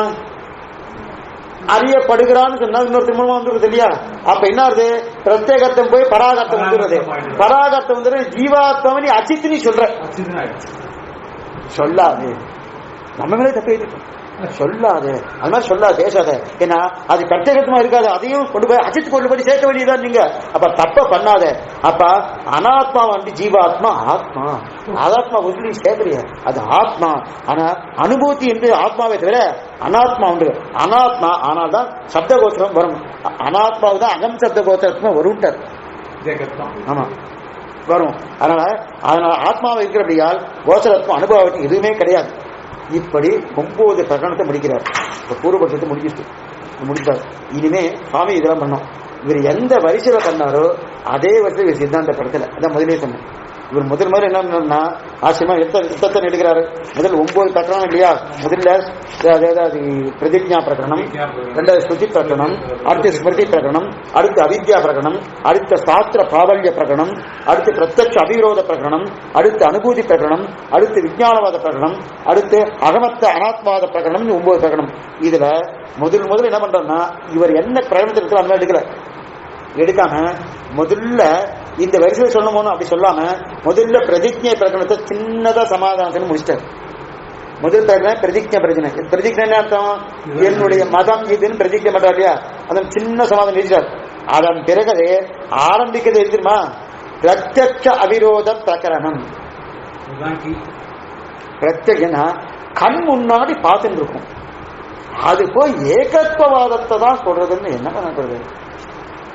இது இத்திருக்குன்னா இது இத்திரி இந்த புஸ்தகம் பார்த்தோன்னா இந்த புஸ்தகம் அட்டை போட்டிருக்கு, இங்க மேல சிவப்பா இருக்கு, இங்க உள்ளுக்குள்ள ப்ளூ அட்டை இருக்கு, நிறைய எழுதிருக்கு, பேனால எழுதிருக்கு, இத்தனை பத்தங்கள் இருக்கு, இத்தனை வேறுபாடு தான் தெரியுது இல்லையா? எடுத்து வச்சுட்டேன். ஸ்ரீபாஷ்யம் புஸ்தகம் பார்த்தேன், இருக்கிறது. அதுக்கு மேல ஒண்ணுமே இல்லை. ஏகத்துவாதத்தை சொல்றதுன்னா என்னமா சொல்ல முடியும்? சொல்லவே முடியாது. அதுதான் தெரியாது. அப்ப முதல்ல என்னது? பிரத்யக்ஷ அவிரோத பிரகடனம். இந்த பிரத்யக்ஷத்துக்கு விரோதமா வராதுன்னு நீ சொன்னாயே, சாஸ்திரத்துக்கு பிரத்யக்ஷ விரோதமே இல்லை. இப்ப சாஸ்திரம் ஒன்னு தான் கிடைக்கும், பிரத்யக்ஷம் ஒண்ணு தான் கிடைக்கும். இல்லையே பிரத்யக்ஷம் பிரதர்ஷியந்தே சன்மாத்திர கிரக சத்து மட்டும் தான் கிரகிக்கும். இருக்கிறது இருக்கிறதுன்னு சொல்றா இல்லையா? மற்றதை கிரகிக்காது சொன்னியே, அங்கிருந்து சமாதானத்தை தொடங்குறார். எங்கிருந்து? பிரத்யக்ஷ அவிரோத பிரகடனத்தை சமாதானம் தொடங்குறார். ஏன்னா இந்த கிரமத்துக்கு நம் பூர்வாச்சாரியர் ஏன் சுவாமி எடுத்தார்? ஏன் இப்படி எடுக்கணும்? இல்ல பிரியத்துக்கா சொன்ன திருவாரூரில் 4ஆம் பத்தில் உட்கார்ந்துக்குவாங்க. ஒன்னும் தேவும் உலகம் மட்டும் யாதுமில்லா என்று நான்முகந்தன் தேவரோடு ஈபடைத்தான் துன்னம் போல் மணிவாடி திருக்குறுவூர் என்று ஆதிப்பிரான் என்று மற்ற தெய்வம் நாடுகிறே அப்படின்னு சொன்னார். சொல்லி முடிச்ச உடனே எல்லாரும் உபதேசம் பண்ணார். உபதேசம் பண்ண உடனே எல்லாரும் வந்துட்டான். எல்லாரும் வந்து விடுவிடுன்னு பெரிய பெரிய கிருதயுகம் பற்றி பெயர் மீது கிருதயுகமா போயிட்டான். கலியுகமே இல்லையா? பொலிக பொலிக பொலிக பொலிக போயிட்டு வள்ளுவீர் சாவன்னு அழுவ போகும்னு கொண்டாடுறாரு. ஆனா இது முடிஞ்ச உடனே அது கொண்டாடணும். இது முடிஞ்ச உருவதாத எத்தையும் உலகம் மட்டும்தால் மறிவன் மூர்த்தியோடு இத்தனையும் நின்றவன் நிற்கும் ஆட்செய்து ஆடித்திரானவன் குருகூர் நகரான் நாட்கமை மகை மாலவான் மாறன் சடகோபன் வேட்கையால் சொன்னபால 1010 மீட்சி இன்று வைகுந்தமான மற்றது கையதுவே. இது இது யார் சொல்றதா? நேர வைகுந்தமானவர் தான், வேற எதுவும் கிடையாது. முடிச்சிட்டார். முடிச்ச உடனே பொடிக பொடிக வாசனம் வரணும். வரல. குறுக்க கையார் சக்கரத்துக்கு வாசனம் வந்தது.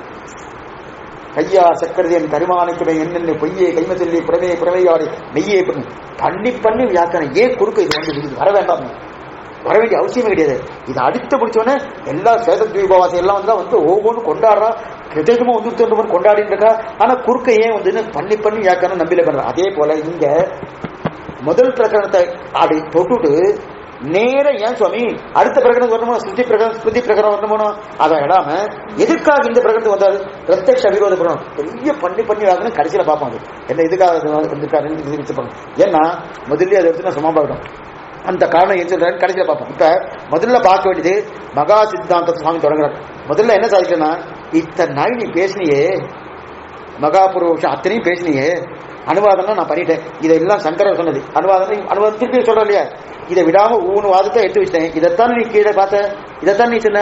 ஒழுங்கா ஸ்ரீபாஷ்யம் சேவிக்கணும்னா அத்வைதம் சொன்னா ஸ்ரீபாஷ்யத்தை வாசிக்கணும்னு அடிக்கணும். இப்ப அத்வைதம் சொல்ற சுவாமி அப்படி இருக்கச்சே இது இத்தனையும் சொல்லிட்டேன். சொல்லி முடிச்ச உடனே இப்ப சரியா சொல்லிட்டேன்னா, நீ சொன்னா சொல்லியோ அதெல்லாம் அனுவாதம்னு சரியா சொல்லினா உனக்கு திருப்தியா இருக்கா? வேற ஏதாவது விட்டு போயிருக்கா? 4 தடவை கேட்கிறா சுவாமி. நீ சொன்ன என்ன இந்த வாதம் சங்கரரோட நேரான வாதம் இல்லை. அவருடைய காலத்துக்கும் இவருடைய காலத்துக்கும் கிட்டத்தட்ட 300 வருஷங்கள் வித்தியாசம். அங்க சங்கரபட்சத்தை வரக்கூடிய அவா குரு பரம்பரை இருக்கணும். ஒருத்தர் அந்த குரு பரம்பரை யாரோ ஒருத்தர் வந்திருப்பா, அவாவோட அந்த வாதம். அப்படி இருக்கச்சே அந்த வாதத்தை வச்சு எடுத்து சொன்னோம்னு இப்ப நீ சொன்னதெல்லாம் நான் திருப்பி சொல்லிருக்கேன், அந்த அனுவாதம் பண்ணிருக்கேன், சரியா இருக்கு. ஏதாவது விட்டு போயிட்டா ஏதாவது சொல்லு, எது விட்டு போயிருந்தா திருப்பி நீ சொல்லிக்கோ, யோசனை பண்ணி திருப்பி சொல்லிக்கோ. நான் ஏதாவது தப்பு பண்ணிருக்கேன் சொல்லு. திருப்பி திருப்பி கேட்கிறார். முழுக்க அவளை பேச நிறுத்தணும். திருதா 2 தடவை கேட்டுனதுக்கு அப்புறம் இனி ஒண்ணும் இல்லைன்னு சொன்னதுக்கு அப்புறம் இவர் ஆரம்பம். ஏன்னா அவர் குறுக்க பேசிட்டு நாமளும் குறுக்க பேசின்னு வச்சுக்கேன் சரி வராது. அவர் ஏதாவது நம்ம விட்டுட்டா வச்சுக்க, ஓ நான் இத்தனை விட்டுட்டேனே அதை நீ சொல்லலையே குறுக்க வருவார். நீ என்னென்ன சொல்லணும் எல்லாத்தையும் சொல்லு, எல்லாத்தையும் சொல்லு. கடைசியில நான் பிரிச்சுக்கிறேன், உங்களுக்கு நான் சமாதானம் சொல்றேன். இதுதான் மத்தவா கிரந்தத்துக்கும் சுவாமியுடைய கிரந்தத்துக்கும் பெரிய வித்தியாசம். மத்தவாவுடைய கிரந்தத்துல குறுக்கு ஆட்சேபம் வந்துடும், திருப்பி பூர்வபட்சம் வரும், குறுக்கு ஆட்சேபம் வரும், திருப்பி பூர்வபட்சம் வரும். இங்க அப்படி இல்லை. இங்க பூர்வபட்சத்துக்குள்ள சொல்லுவார். சொல்லி முடிச்சதுக்கு அப்புறம் திருப்பி இவர் கேட்பார், ஏதாவது விட்டு இருப்பியா பார்த்துக்கோ, ஞாபகம் பண்ணிக்கோ, ஞாபகத்தை திருப்பி சொல்லு, சரியா போயிட்டார்.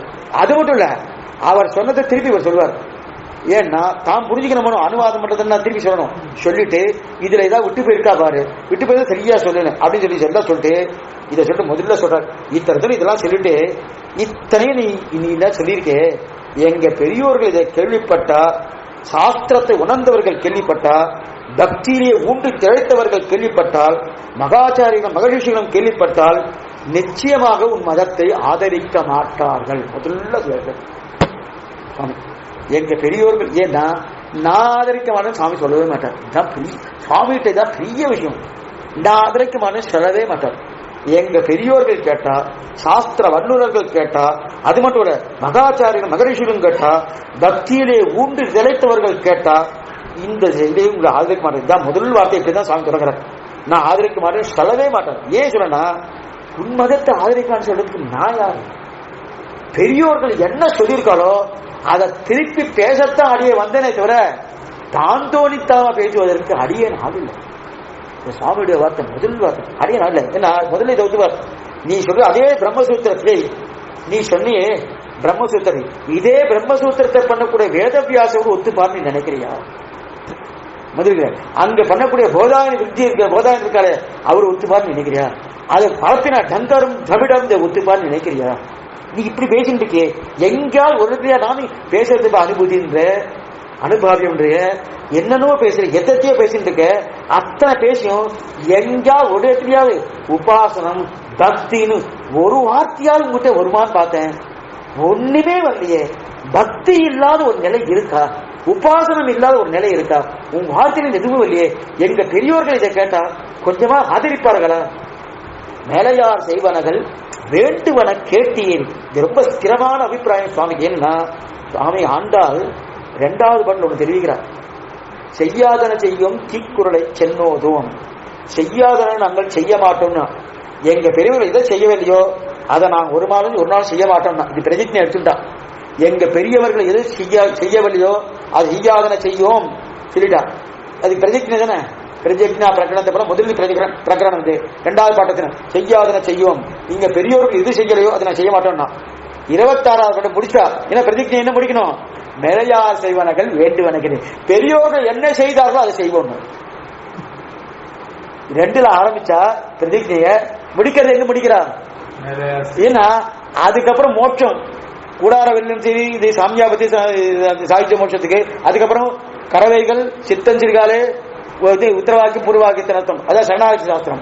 அதனால் 26 வைக்கிறார். பெரியோர்கள் செய்யாத செய்ய மாட்டோம். இங்க என்னது? செய்யாதன செய்யும். இங்க சொல்லிட்டார் 2வது பாட்டுல. அங்க சொன்னது 26ல வேலையார் செய்வனர்கள் வேண்டின. இதுதான் மார்கழி. அப்ப கண்ணனே கேட்கிறான், ஏன் இங்க வந்திருக்க? மாலே மணிவன் அன்னி அப்பதான் முதல்ல கண்ணை பாக்குறான். கண்ணனை முதல்ல கதவை திறந்தா நினைக்கிறான்.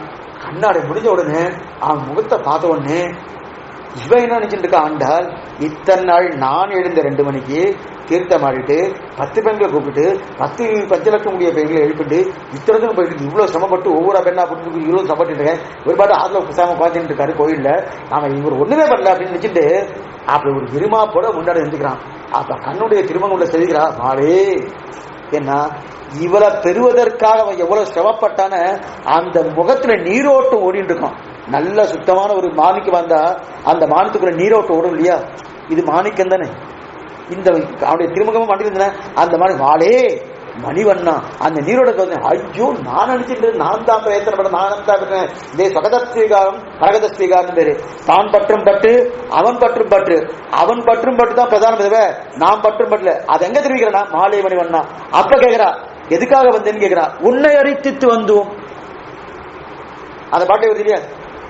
மார்கழி நீராடம் மேலையார் தேவனர்கள் வேண்டுவனை கேட்டேன் ஞானத்தை எல்லாம் நடங்கப்படலாம் பாலநாத்தன் பாஞ்சன பொருளங்கள் கோயில்தாவுடைய சாலப்பெருமையை பல்லாண்டுக்கு கொலை வைக்கக்கூடிய உன்னை அறித்து வந்தோம் அப்படின்னு இருக்கிற. அப்ப அறித்து வந்து சொன்ன உடனே என்ன வேண்டி வந்தேலே நீ இதெல்லாம் இந்த மாதிரிலாம் இதெல்லாம் பண்ற மாதிரி தெரியலையே, சம்பிரதாயத்துல இல்லையே, புதுசு புதுசா இருக்கு, நீ என்ன நின்று இருக்க? இதெல்லாம் இந்த யாகம் பண்றது யஜ்ஞம் பண்றது நோன்பு நோக்கிறது நம்ம சம்பிரதாயம் கிடையாது. அது அங்க பிரதட்சணே கிடையாது. இன்னைக்கு நிறைய பேர் பண்ற தவறான என்ன உடம்ப வருத்துற காரியமே பகவான் பண்றது. நன்னா சாப்பிட்டுட்டு சேவா கட்டு போய் உட்காந்துக்கலாம். நாம திருப்தி பட்டதான் அவன் திருப்தி படுறான்.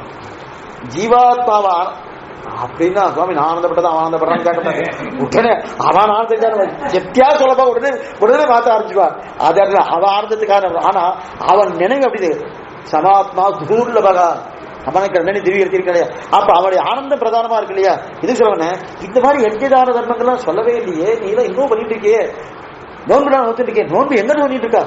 எதுவுமே கிடையாது. என்ன பண்ணிருக்கா? அப்ப இது என்ன சொல்லிருக்கணும்? இந்த சாத்தம் சொல்லிருக்கு, இந்த சாத்தம் சொல்லிருக்கு, இந்த சாத்தம் சொல்லிருக்கு, இதை சொல்லிருக்கு, இது சொல்லிருக்கு, நேரம் சொல்லியிருக்கணுமோ? சொல்லவே இல்லை. அந்த ஒண்ணுமே சொல்லல, எதுவுமே சொல்ல. எனக்கு என்ன நோன்பு பத்தி தெரியும், எனக்கு என்ன இதை பத்தி தெரியும், எனக்கு. ரெண்டாவது, நான் யாரு? 5 வயசு குழந்தை. ஆண்டாள் 5 வயசு, நான் 5 வயசு குழந்தை. இன்னொரு கேள்வி வேற அங்க போடுறேன். 5 வயசு குழந்தையா இருக்கிறது மட்டும் இல்ல, நான் பெரியாழ்வாவுடைய பெண்ணா இருந்தா இந்த சாஸ்திரம்லாம் எனக்கு தெரியும்னா தூக்கி வரப்போறோம். பெரியாழ்வாட பொண்ணுங்கன்னா ஆண்டாள். ஏன் பெரியாழ்வாட பொண்ணா இருந்தா தெரியும் சொல்றல? இப்ப பெரியாழ்வாட பொண்ணு இல்லையா? இந்த பாசுரம் கோபிகையா பாடிட்டு இருக்கா, பெரியாழ்வாட பொண்ணா பாடல. நல்லா ஞாபகம் வச்சுக்கோ. நீராட பொதுவீர் பொதுவினோ நீரிடையே இந்த பாட்டுல எந்த எடுக்கிறேன்னா பெரியாழ்வார் பொண்ணே இல்ல. இடநடை, இடைப்பேச்சு, முடைநாற்றம், தன்னடையே வந்துடுறது இருக்கு. இதெல்லாம் இடநட வந்துடும், ஆக்டிங் பண்ணா வந்துடும், இடைப்பேச்சு வந்துடும். எதை அதுக்குன்னா. ஆனா முடநாத்தம், வெண்ணநாத்தம் அடிக்கிறதா? நீங்க விவாட்ட பொண்ணா, யாழ்வாட்ட பொண்ணுன்னா அவ தலைமுடியிலிருந்து எல்லாம் வெண்ணநாத்தம் அடிக்கும். இந்த சம்பள வெள்ளை பொண்ணா அவங்க மீன் மாதம் அடிக்கிறது இல்லையா? வெண்ணநாத்தம் வரவே வராது. ஆண்டாளுடைய திருமையில வெண்ணநாதம் வந்துருத்தோம். அந்த அளவுக்கு அந்யோன்ய பாவம், அந்த பாவம் வந்துட்டு பிரகர்ஷா பாவம் சொல்லுவா, அந்த பாவம் வந்துருக்கு இல்லையா? அதனால நீங்க நினைக்கிற மாதிரி நான் பெரியாழ்வார் பொண்ணா இருந்தாலும் இதெல்லாம் எனக்கு தெரியும் சொல்லலாம். அது எனக்கு ஒண்ணுமே தெரியாது. ஏதாவது தெரிஞ்சதுன்னா நான் இடைநிலையில பாவத்தை பேசிட்டு இருக்கேன். மேலையார் அப்படின்னு ஒண்ணும் தெரியாது. மேலையார் செய்வர்கள் சாஸ்திரம் உணர்ந்த பெரியோர்கள் பண்ணினார்கள், அதைத்தான் எனக்கு பண்ண தெரியும். நாங்க புதுசா எதுவும் பண்ணவே இல்லை. அதைத்தான் இங்க சுவாமி சொல்றாரு. மேலையார்கள் இதெல்லாம் பார்த்தான்னா நீ சொல்ற வாதத்தை ஒன்றும் வச்சுக்கவே மாட்டான், இதுவே கேட்க மாட்டான். உன்னை ஒத்துப்பாருனா ஒத்துக்க போறதே இல்லை. அதைத்தான் மேலையார் செய்வதே இவருக்கு இருக்கிற அளவந்தார். தொதிய கம்பீர மனோனசாரினகா, ஏ பகவானே தொதிய உடைய அடியார்கள் நடக்கிறா இல்லையா, அதாவது நடந்து போறாளோ அவ நடந்து போறதுக்கு பின்னாடி சாஸ்திரம் பின்னாடி போகுமா? இவாள்கிட்ட ஏதோ அர்த்தம் கிடைக்குமா? சாஸ்திரத்தை பார்த்து இவா நடந்து போறான்னு சொல்லல. நல்லா ஞாபகம், சாஸ்திரத்தின் வழி நடப்பான்னு சொல்ல. பெரியோர்கள் எப்படி நடப்பார்களோ அதன் வழி பின்பற்றுகிறது சாஸ்திரம். இதுதான் மேலையார் செய்வது. அப்படி இருக்கச்சே இந்த முத்தோ ரத்னமோ பெரிய எதா கொடுப்பா சாஸ்திரம் எதிர்பார்க்கறதான். முத்து கொடுப்பாளா, ரத்னம் கொடுப்பாளா, இதா கொடுப்பாளா. ராமன் அப்படிதான் இருக்கான். ராமன் எங்கன்னா ஏதாவது மகிழ்ச்சியோடைய திருவடிகாரர்கள் தான் இருக்கான். அவனை ராஜ்யவர்களை பார்க்க முடியாது. அங்க போனா ஏதாவது ஒரு அர்த்தத்தை கொடுப்பாரா, இன்னைக்கு என்ன கொடுப்பாரா, இன்னைக்கு என்ன கொடுப்பாரு, அந்த மாதிரி புரிஞ்சுக்கலாம். இதுக்கெல்லாம் மேலையார் சேவலுக்கு ரொம்ப முக்கியம். சுவாமி பாஷ்யத்தை தெரிவிக்கிற என்ன தெரிவிக்கிறேன்னா, சாஸ்திரம் சொல்லட்டும், என்னதான் சம்பிரதாயம் சொல்லட்டும், என்னதான் இருந்தாலும் அனுமானம் பிரச்சனை இதெல்லாம் சொல்றதுக்காக வாதத்துக்கு வச்சுக்கலாம். கடைசியில பார்க்க போனா 9 அதையா வாதம் பண்ணிட்டு எல்லாம் முடியுமே. அவர் போற வழியில போய் எல்லா வாதத்தையும் சுவாமி கண்டுவார். அவ என்னென்ன வழிக்கு போறாளோ அத்தனை வழிக்கு போயிட்டு எல்லா வாதத்தையும் பண்ணிடுவார். பண்ணி முடிச்ச உடனே எதை வச்சுக்கிறாரு?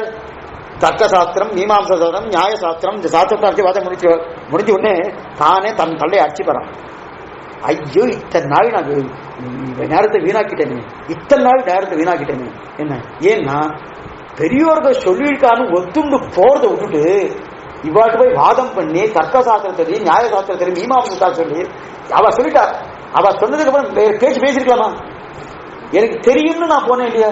தர்க்க சாஸ்திரம் எனக்கு தெரியும், வாதம் பண்ணி ஜெயிக்கிறேன். நியாய சாஸ்திரம் தெரியும், வாதம் பண்ணி ஜெயிக்கிறேன் அப்படின்னு சொல்லி போனேன். தலையில அடிச்சு போறான்.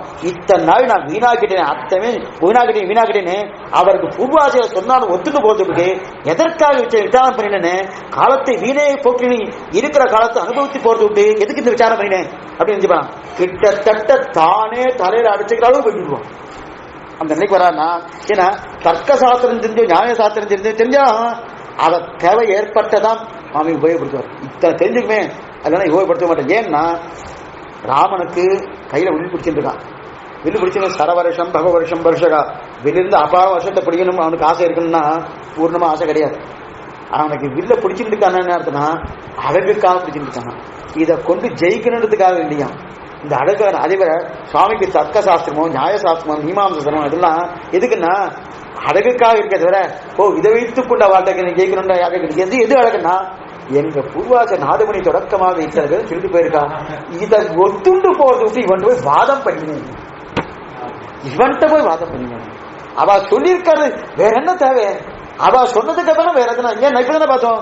தொதிய கம்பீர மனோனசாலினகா, யார் சாஸ்திரம் சொல்ல அந்த சாஸ்திரமே பெரியோர்கள் பின்னாடி போறதுன்னு இருக்கு இல்லையா, அதுக்கு மேல அவ மேலையாருக்கு மேல இன்னொரு பிரமாணம் இருக்கா. சிஷ்டாச்சாரம் தான் ரொம்ப முக்கியம். அதான் சிட்டனே செய்தி திருவரங்கத்தாய் இருக்கிறது. நம்முடைய சம்பிரதாயத்தை சிட்டாச்சாரம் மேலையார் என்ன செய்தார்களோ அது அப்படியே அது தப்பு ரைட்டுன்னு நம்ம பார்க்கறது யோக்கியதையே கிடையாது, எந்த யோகியதையும் கிடையாது. அவ பண்ணினாலா அதை ஆராய்ச்சி பண்ணக்கூடிய ஒரு மாத்திரியோனியோடு ஒப்புன்னு சொல்லிட்டு இந்த தாய்க்கு தான் நான் பிறந்தேன்னு யாராவது ஒரு சந்தேகம் ஏற்பட்ட என்ன குற்றமோ அந்த குற்றம் அவரை நீ சந்தேகப்பட்டால் அப்ப அவ சொல்லிட்டாலும் ஒத்துட்டு போறதுக்கு அதை பண்ணாம ராமன் வில்ல பிடிச்சிருக்கா, பெருமாள் சங்க சக்கரம் வச்சிருக்காரு. சங்க சக்கரம் வச்சிருக்காருன்னா யாராவது வர அது யார் பிரதிகூலா வந்தா அனுகூலா வந்தா அது அவளுக்கு ஆயுதமா தோணாது.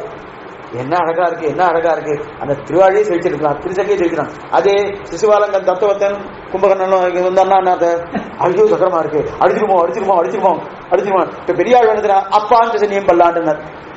அதே இவன் பார்த்தானா ஆஞ்சநேயம் ஊதிட்டு எழுதும்போது பிராம் விழுமோ பயத்தன் இருக்கான், தெரியுது இல்லையா? அப்ப அவனுக்கு ஆபரமா இருக்கு, ஆயுதமா இருக்கு. பிரதிகூலர்களுக்கு ஆபரமா இருக்கு, ஆயுதமா இருக்கு. அது அனுகூலர்களுக்கு ஆபரமா இருக்கு. அதே போல பிரதிகூலர்களுக்கு சுவாமி தர்க்க சாஸ்திரம் நியாய சாஸ்திரம் இப்படியே முடிக்கிறான். அவனுக்கு எப்படி பஞ்சாயத்து, இவருக்கு பஞ்சாயத்து இருக்கு, இவருக்கு இதேதான் பஞ்சாயத்து. இதை வச்சுட்டு பிரதிகூலர் தான் வருகிற. ஆனாலும் சுவாமியுடைய நிலை என்னன்னா இவருக்கு அதெல்லாம் கிடையவே கிடையாது. எது கிடையாதுன்னா தான் தான் தான் நேர பெரிவா சொன்னான்னு ஒத்துட்டு போகணும். அதை ஒத்து இத்தனை சொல்றமே பராசர பட்டர் தயம் நன்னதான் இருக்கு. இந்த தயத்துல ஏதோ குறைபாடு இருக்கிற மாதிரி ஒரு சந்தேகமா இருக்கு. பொதுவா ஒரு துவயத்தை பண்ணிடலாம் இதோட எல்லாம். ஏன்னா துவயத்தில் இருக்கிற குறையும் சுவாமி தான் போக்கிருக்காரு. நம்மாழ்வார் என்ன குறைன்னு அன்னைக்கு கூட சொல்லியிருக்கேன். என்ன புகழொண்டில்லா அடியேயும் நடுக்கீழ் அமர்ந்து புகுந்தேன்னு இருக்கு. இந்த புகழொண்டில்லா என்கிற சப்தம் துவயத்துல கிடையாது, அது குறைதான். அந்த குறையெல்லாம் புதுசா ஒரு தயத்தை பண்ணலாமே என்ன சுவாமி சொல்றார். ஒரு தயமே இல்லை, 1000 தயம் பண்ணதுக்கு நான் சாமர்த்தியம் மட்டத்தில் இருக்கு. பராசர பட்டர் சொல்றார். எம்பெருமாட்ட சுவாமி சுவாமிகிட்ட கேட்கிறார் பராசர பட்டர், 1000 தயம் பண்றதுக்கு நான் சாமர்த்தியம் உனக்கு இருக்கு. இருப்பினும் நீ எத்தனை தயம் பண்ணியிருந்தாலும் எங்க பூர்வாச்சாரில் ஆதரித்ததாக அந்த பயம் இருக்காது. புரியுதா? இவருக்கு எதுன்னா அவ என்ன சொல்லிட்டாங்க, முன்னோர் மொழிந்த முரதப்பாமல் கட்டு பின்னோர்ந்து தாமதனைக்கு உருவாக என்ன சொல்லியிருக்கிறோம், அதை தவிர எதுவும் கிடையாது. ஏன் இவ்வளவு ஏன் ஆழ்வாரே காட்டுகிறார். நீராய் நிழலாய் தீயாய் காலாய் நிடுவானா சீராய் சுடர்கள் இறந்தாய் சிவனாய் அநாயனான பெருமாள் சந்தோஷப்பட்டார். ஓஹா பரவாயில்ல, இனிமே ஆழ்வார் நம்ம தொந்தரவு பண்ண மாட்டார். ஏன்னா நீராய் சாமாதிகாரன், நீராய் நீருக்குள்ள இருக்க, நிலனாய் நிலனுக்குள்ள இருக்க, தீயாய் கண்ணீர் இருக்க, சுடர்கள் இரண்டாய் சூரிய சந்திரன் இருக்க, சிவனாய் சிவனுக்குள்ள இருக்க, அயனாய் பிரம்மாவுக்குள்ள கூறாய் அப்படி என்ன சொல்றார். சொன்னேன் ரொம்ப மூச்சு விட்டாராம். ஆமாடா இனிமே ஆழ்வார் தொந்தரவு பண்ண மாட்டா அப்படின்னு சொல்லிவிட்டாரா. அடுத்த வார்த்தை கூறாராழி வன்சங்கைந்து கொடியேன் பாரு. நீ எப்படி வரணும் சிவசாட்சி கொடியேன் பால் வாராயினார். இதெல்லாம் நீ இருக்குன்னு தெரியும், ஆனா இதுல எனக்கு ஆசை இல்லை. சுவாபாவிகமாக இருக்கக்கூடிய தன்மை இது. ஊராழாய் வன்சங்கை அந்த நிலையோடு வந்தாதானே எனக்கு ஆசை. அதை விட்டுட்டு இதெல்லாம் வச்சுருக்கேன்னா நீர்ல பாத்துக்கோ, நிலத்தை பாத்துக்கோ, இதுல பாத்துக்கணும், எனக்கு பிடிப்பில்லையே, எனக்கு பிடிமானம் இல்லையே. அப்படித்தானே பார்க்கணும். அதைத்தான் தெரிவிக்கிறாரு. அதைத்தான் நீராய் நிலாய் கீழாய் காலாய். அப்ப இது எத்தனையும் நீ என்னமோ நீ துணியே என் முன்னாடி தரித்து கொண்டு வாராயின்னு தெரிவிக்கிறாரியா. அப்ப நீ என்னமோ ஜெகத்காரத்துவம் என்று சொன்னாலே நம்மால் பார்க்கக்கூடாது, நான் காணும்படி வந்து காட்டும் தெரிவிக்கிறாளியா. ஆக பஞ்சாயுதம் தரித்துக் கொண்டு வருகிறான். அந்த பஞ்சாயுத அம்சமாக தான் ஆதிசேஷன் அவதாரம். பஞ்சாயுத அம்சமே தான், ஆதிசேஷ அம்சமே தான். பஞ்சாயுத அம்சமாக அவ எடுத்துட்டு இருக்கா, ஆதிசேஷ அம்சமாக. இதுலயே கொஞ்சம் டிஸ்பியூட். ஏன்னா ஆதிசேஷ அம்சமாக சொல்லியாச்சுன்னா பின்னாடி மனவாளம் வராது, பிடிக்கிறது. அதெல்லாம் வேண்டாம். பஞ்சாயத்தும் உண்டு, ஆதிசேஷ அம்சமாகவும் உண்டு அப்படின்னு தெரிய சுவாமிராமன் திருவதாரம் நேரடியால சந்தேகம் இல்லை. அவரை பிடித்த ஆயுதனுக்கு பிறகு சாமர்த்தியம் இருக்குண்டு. ஆகனுக்கு சங்கு சக்கரம் கதை இல்லை இருக்கும். இவருக்கு என்ன இருக்கு, தர்க்கம் நியாயம் மீமாம்ச சாஸ்திரம் இதை வச்சுட்டு பன்னெண்டு. அவருக்கு பிடிப்பதும் இல்லை, அவருக்கும் அது பிடிக்கிறது இஷ்டம் இல்லை. சங்கு ஜகத்தை பிடிச்சிட்டு பாருன்னா அவர் பெருமாளுக்கு பிடிக்கிறத இவருக்கு இஷ்டமே, அழகா பிடிக்கிறாரு, அவர் பிடிச்சமே கிடையாது. அதே போல இவருக்கும் தர்க்க நியாய சாஸ்திரம் மீமாம்சம் பிடிக்கிறது இவருக்கு இஷ்டமே இல்லை. ஆனால் எதிராளி கொண்டு ஒரு நிலையை கொண்டிருக்கிறார். ஏன் சுவாமி வாதம் பண்ண விட்டா என்ன சொல்றேன். அதனால அந்த நிலையில் இருக்கிறார். இந்த நிலையை கட்சி இவ்வளவு தூரம் நீ பேசிட்டு இருக்கே, உன்னுடைய பேசுல ஏதாவது ஒரு தெளிவு இருக்கா? ஒரு பக்தின்னு ஒரு வார்த்தையா சொல்லிருக்கியா, உபாசனை ஒரு வார்த்தையா சொல்லிருக்கியா? அந்த பகவானை எத்தனை இடத்துல எப்படிலாம் அவனை கொண்டாடுறதுக்கு சாஸ்திரம், அந்த கொண்டாடக்கூடிய நிலையை எதுன்னு சொல்லி இத்தனை சொல்லிட்டு, ஆனா இப்படி செய்ய மாட்டேன் நானா இத்தனை வாதம் பண்ணினேன்னு சொல்லிக்கிறாய. சுவாமிக்கு அந்த மனசு வரல. எதுக்காக வாதம் பண்ணாருன்னா, இந்த வாதம்னா இத்தனை வாதம் பண்ணாரு. கடைசியில் என்ன பண்ணாரு, அதே சங்கரர் நகி நகி ரட்சது டுக்ரும் கரணே நகி நகி ரட்சது டுக்குங்க. கடைசி காலம் என்ன ரட்சிக்கப்படுது, இதெல்லாம் ரட்சிக்க போவதில்லை. நன்னா பாத்துக்கோ. இந்த அத்வைத மொழியை ரட்சிக்க போறது இல்லை. எது கிடைக்கிறது? நகி நகி இதெல்லாம் ரட்சிக்க போறது. இத்தனை நாள் வியாக்கரணத்தையே தக்காசன்னு வச்சுட்டு ஊர் முழு போராடினேன். நகி நகி ரட்சதி ரட்சித்தேன்னு போவது கிடையாது. டுக்குங்கிறானே டுக்குங்கிறனா கையில பரமசிவாதி விஜய் வச்சுருக்காரு உடுக்க. அந்த உடுக்கையில் இருந்து எல்லாம் பறக்கிறது. இது வியாக்கரண சூத்திரமா இருந்து ஐ ஓ லுக்கு ஐ ஓ ஜபகரத்து ஆ ஊமா இதெல்லாம் சமஸ்கிருத அக்ஷரங்களா அதுதான் பறக்கிறது. இன்னும் அதுல பறக்கிறது இல்லையா? அது பிறந்த அந்த வியாக்கரணமோ சீட்சாவோ இதெல்லாம் தெரிஞ்சுட்டேன். இதெல்லாம் தெரிஞ்சுட்டேன். இது எனக்கு மோட்சம் கொடுக்குமா? மோட்சம் கொடுக்காது. நகி நகி ரட்சது புக்கும் கணி என்ன இது மோட்சம் கொடுக்கும்? பஜ கோவிந்தம் பஜ கோவிந்தம் கோவிந்தம் பஜ மூடமது. இப்ப அவரு எதுவுமே இல்லேன்னு சொல்லியிருந்தா இந்த பஜகோவிந்த வார்த்தை வந்துருக்கூடாது. அனிர்வச்சனையும் சொன்னா இல்லையா? இப்ப கோவிந்தன் சப்தத்துக்கு உருவம் இல்லாத ஒரு கோவிந்தா அனிர்வச்சனையும் சொல்ல முடியுமா? அவர் சிறு வயசு காலத்துல வேறு கடைசி காலத்துல மாறி இருக்கார். அது என்னன்றது அடுத்த பார்க்கலாம்.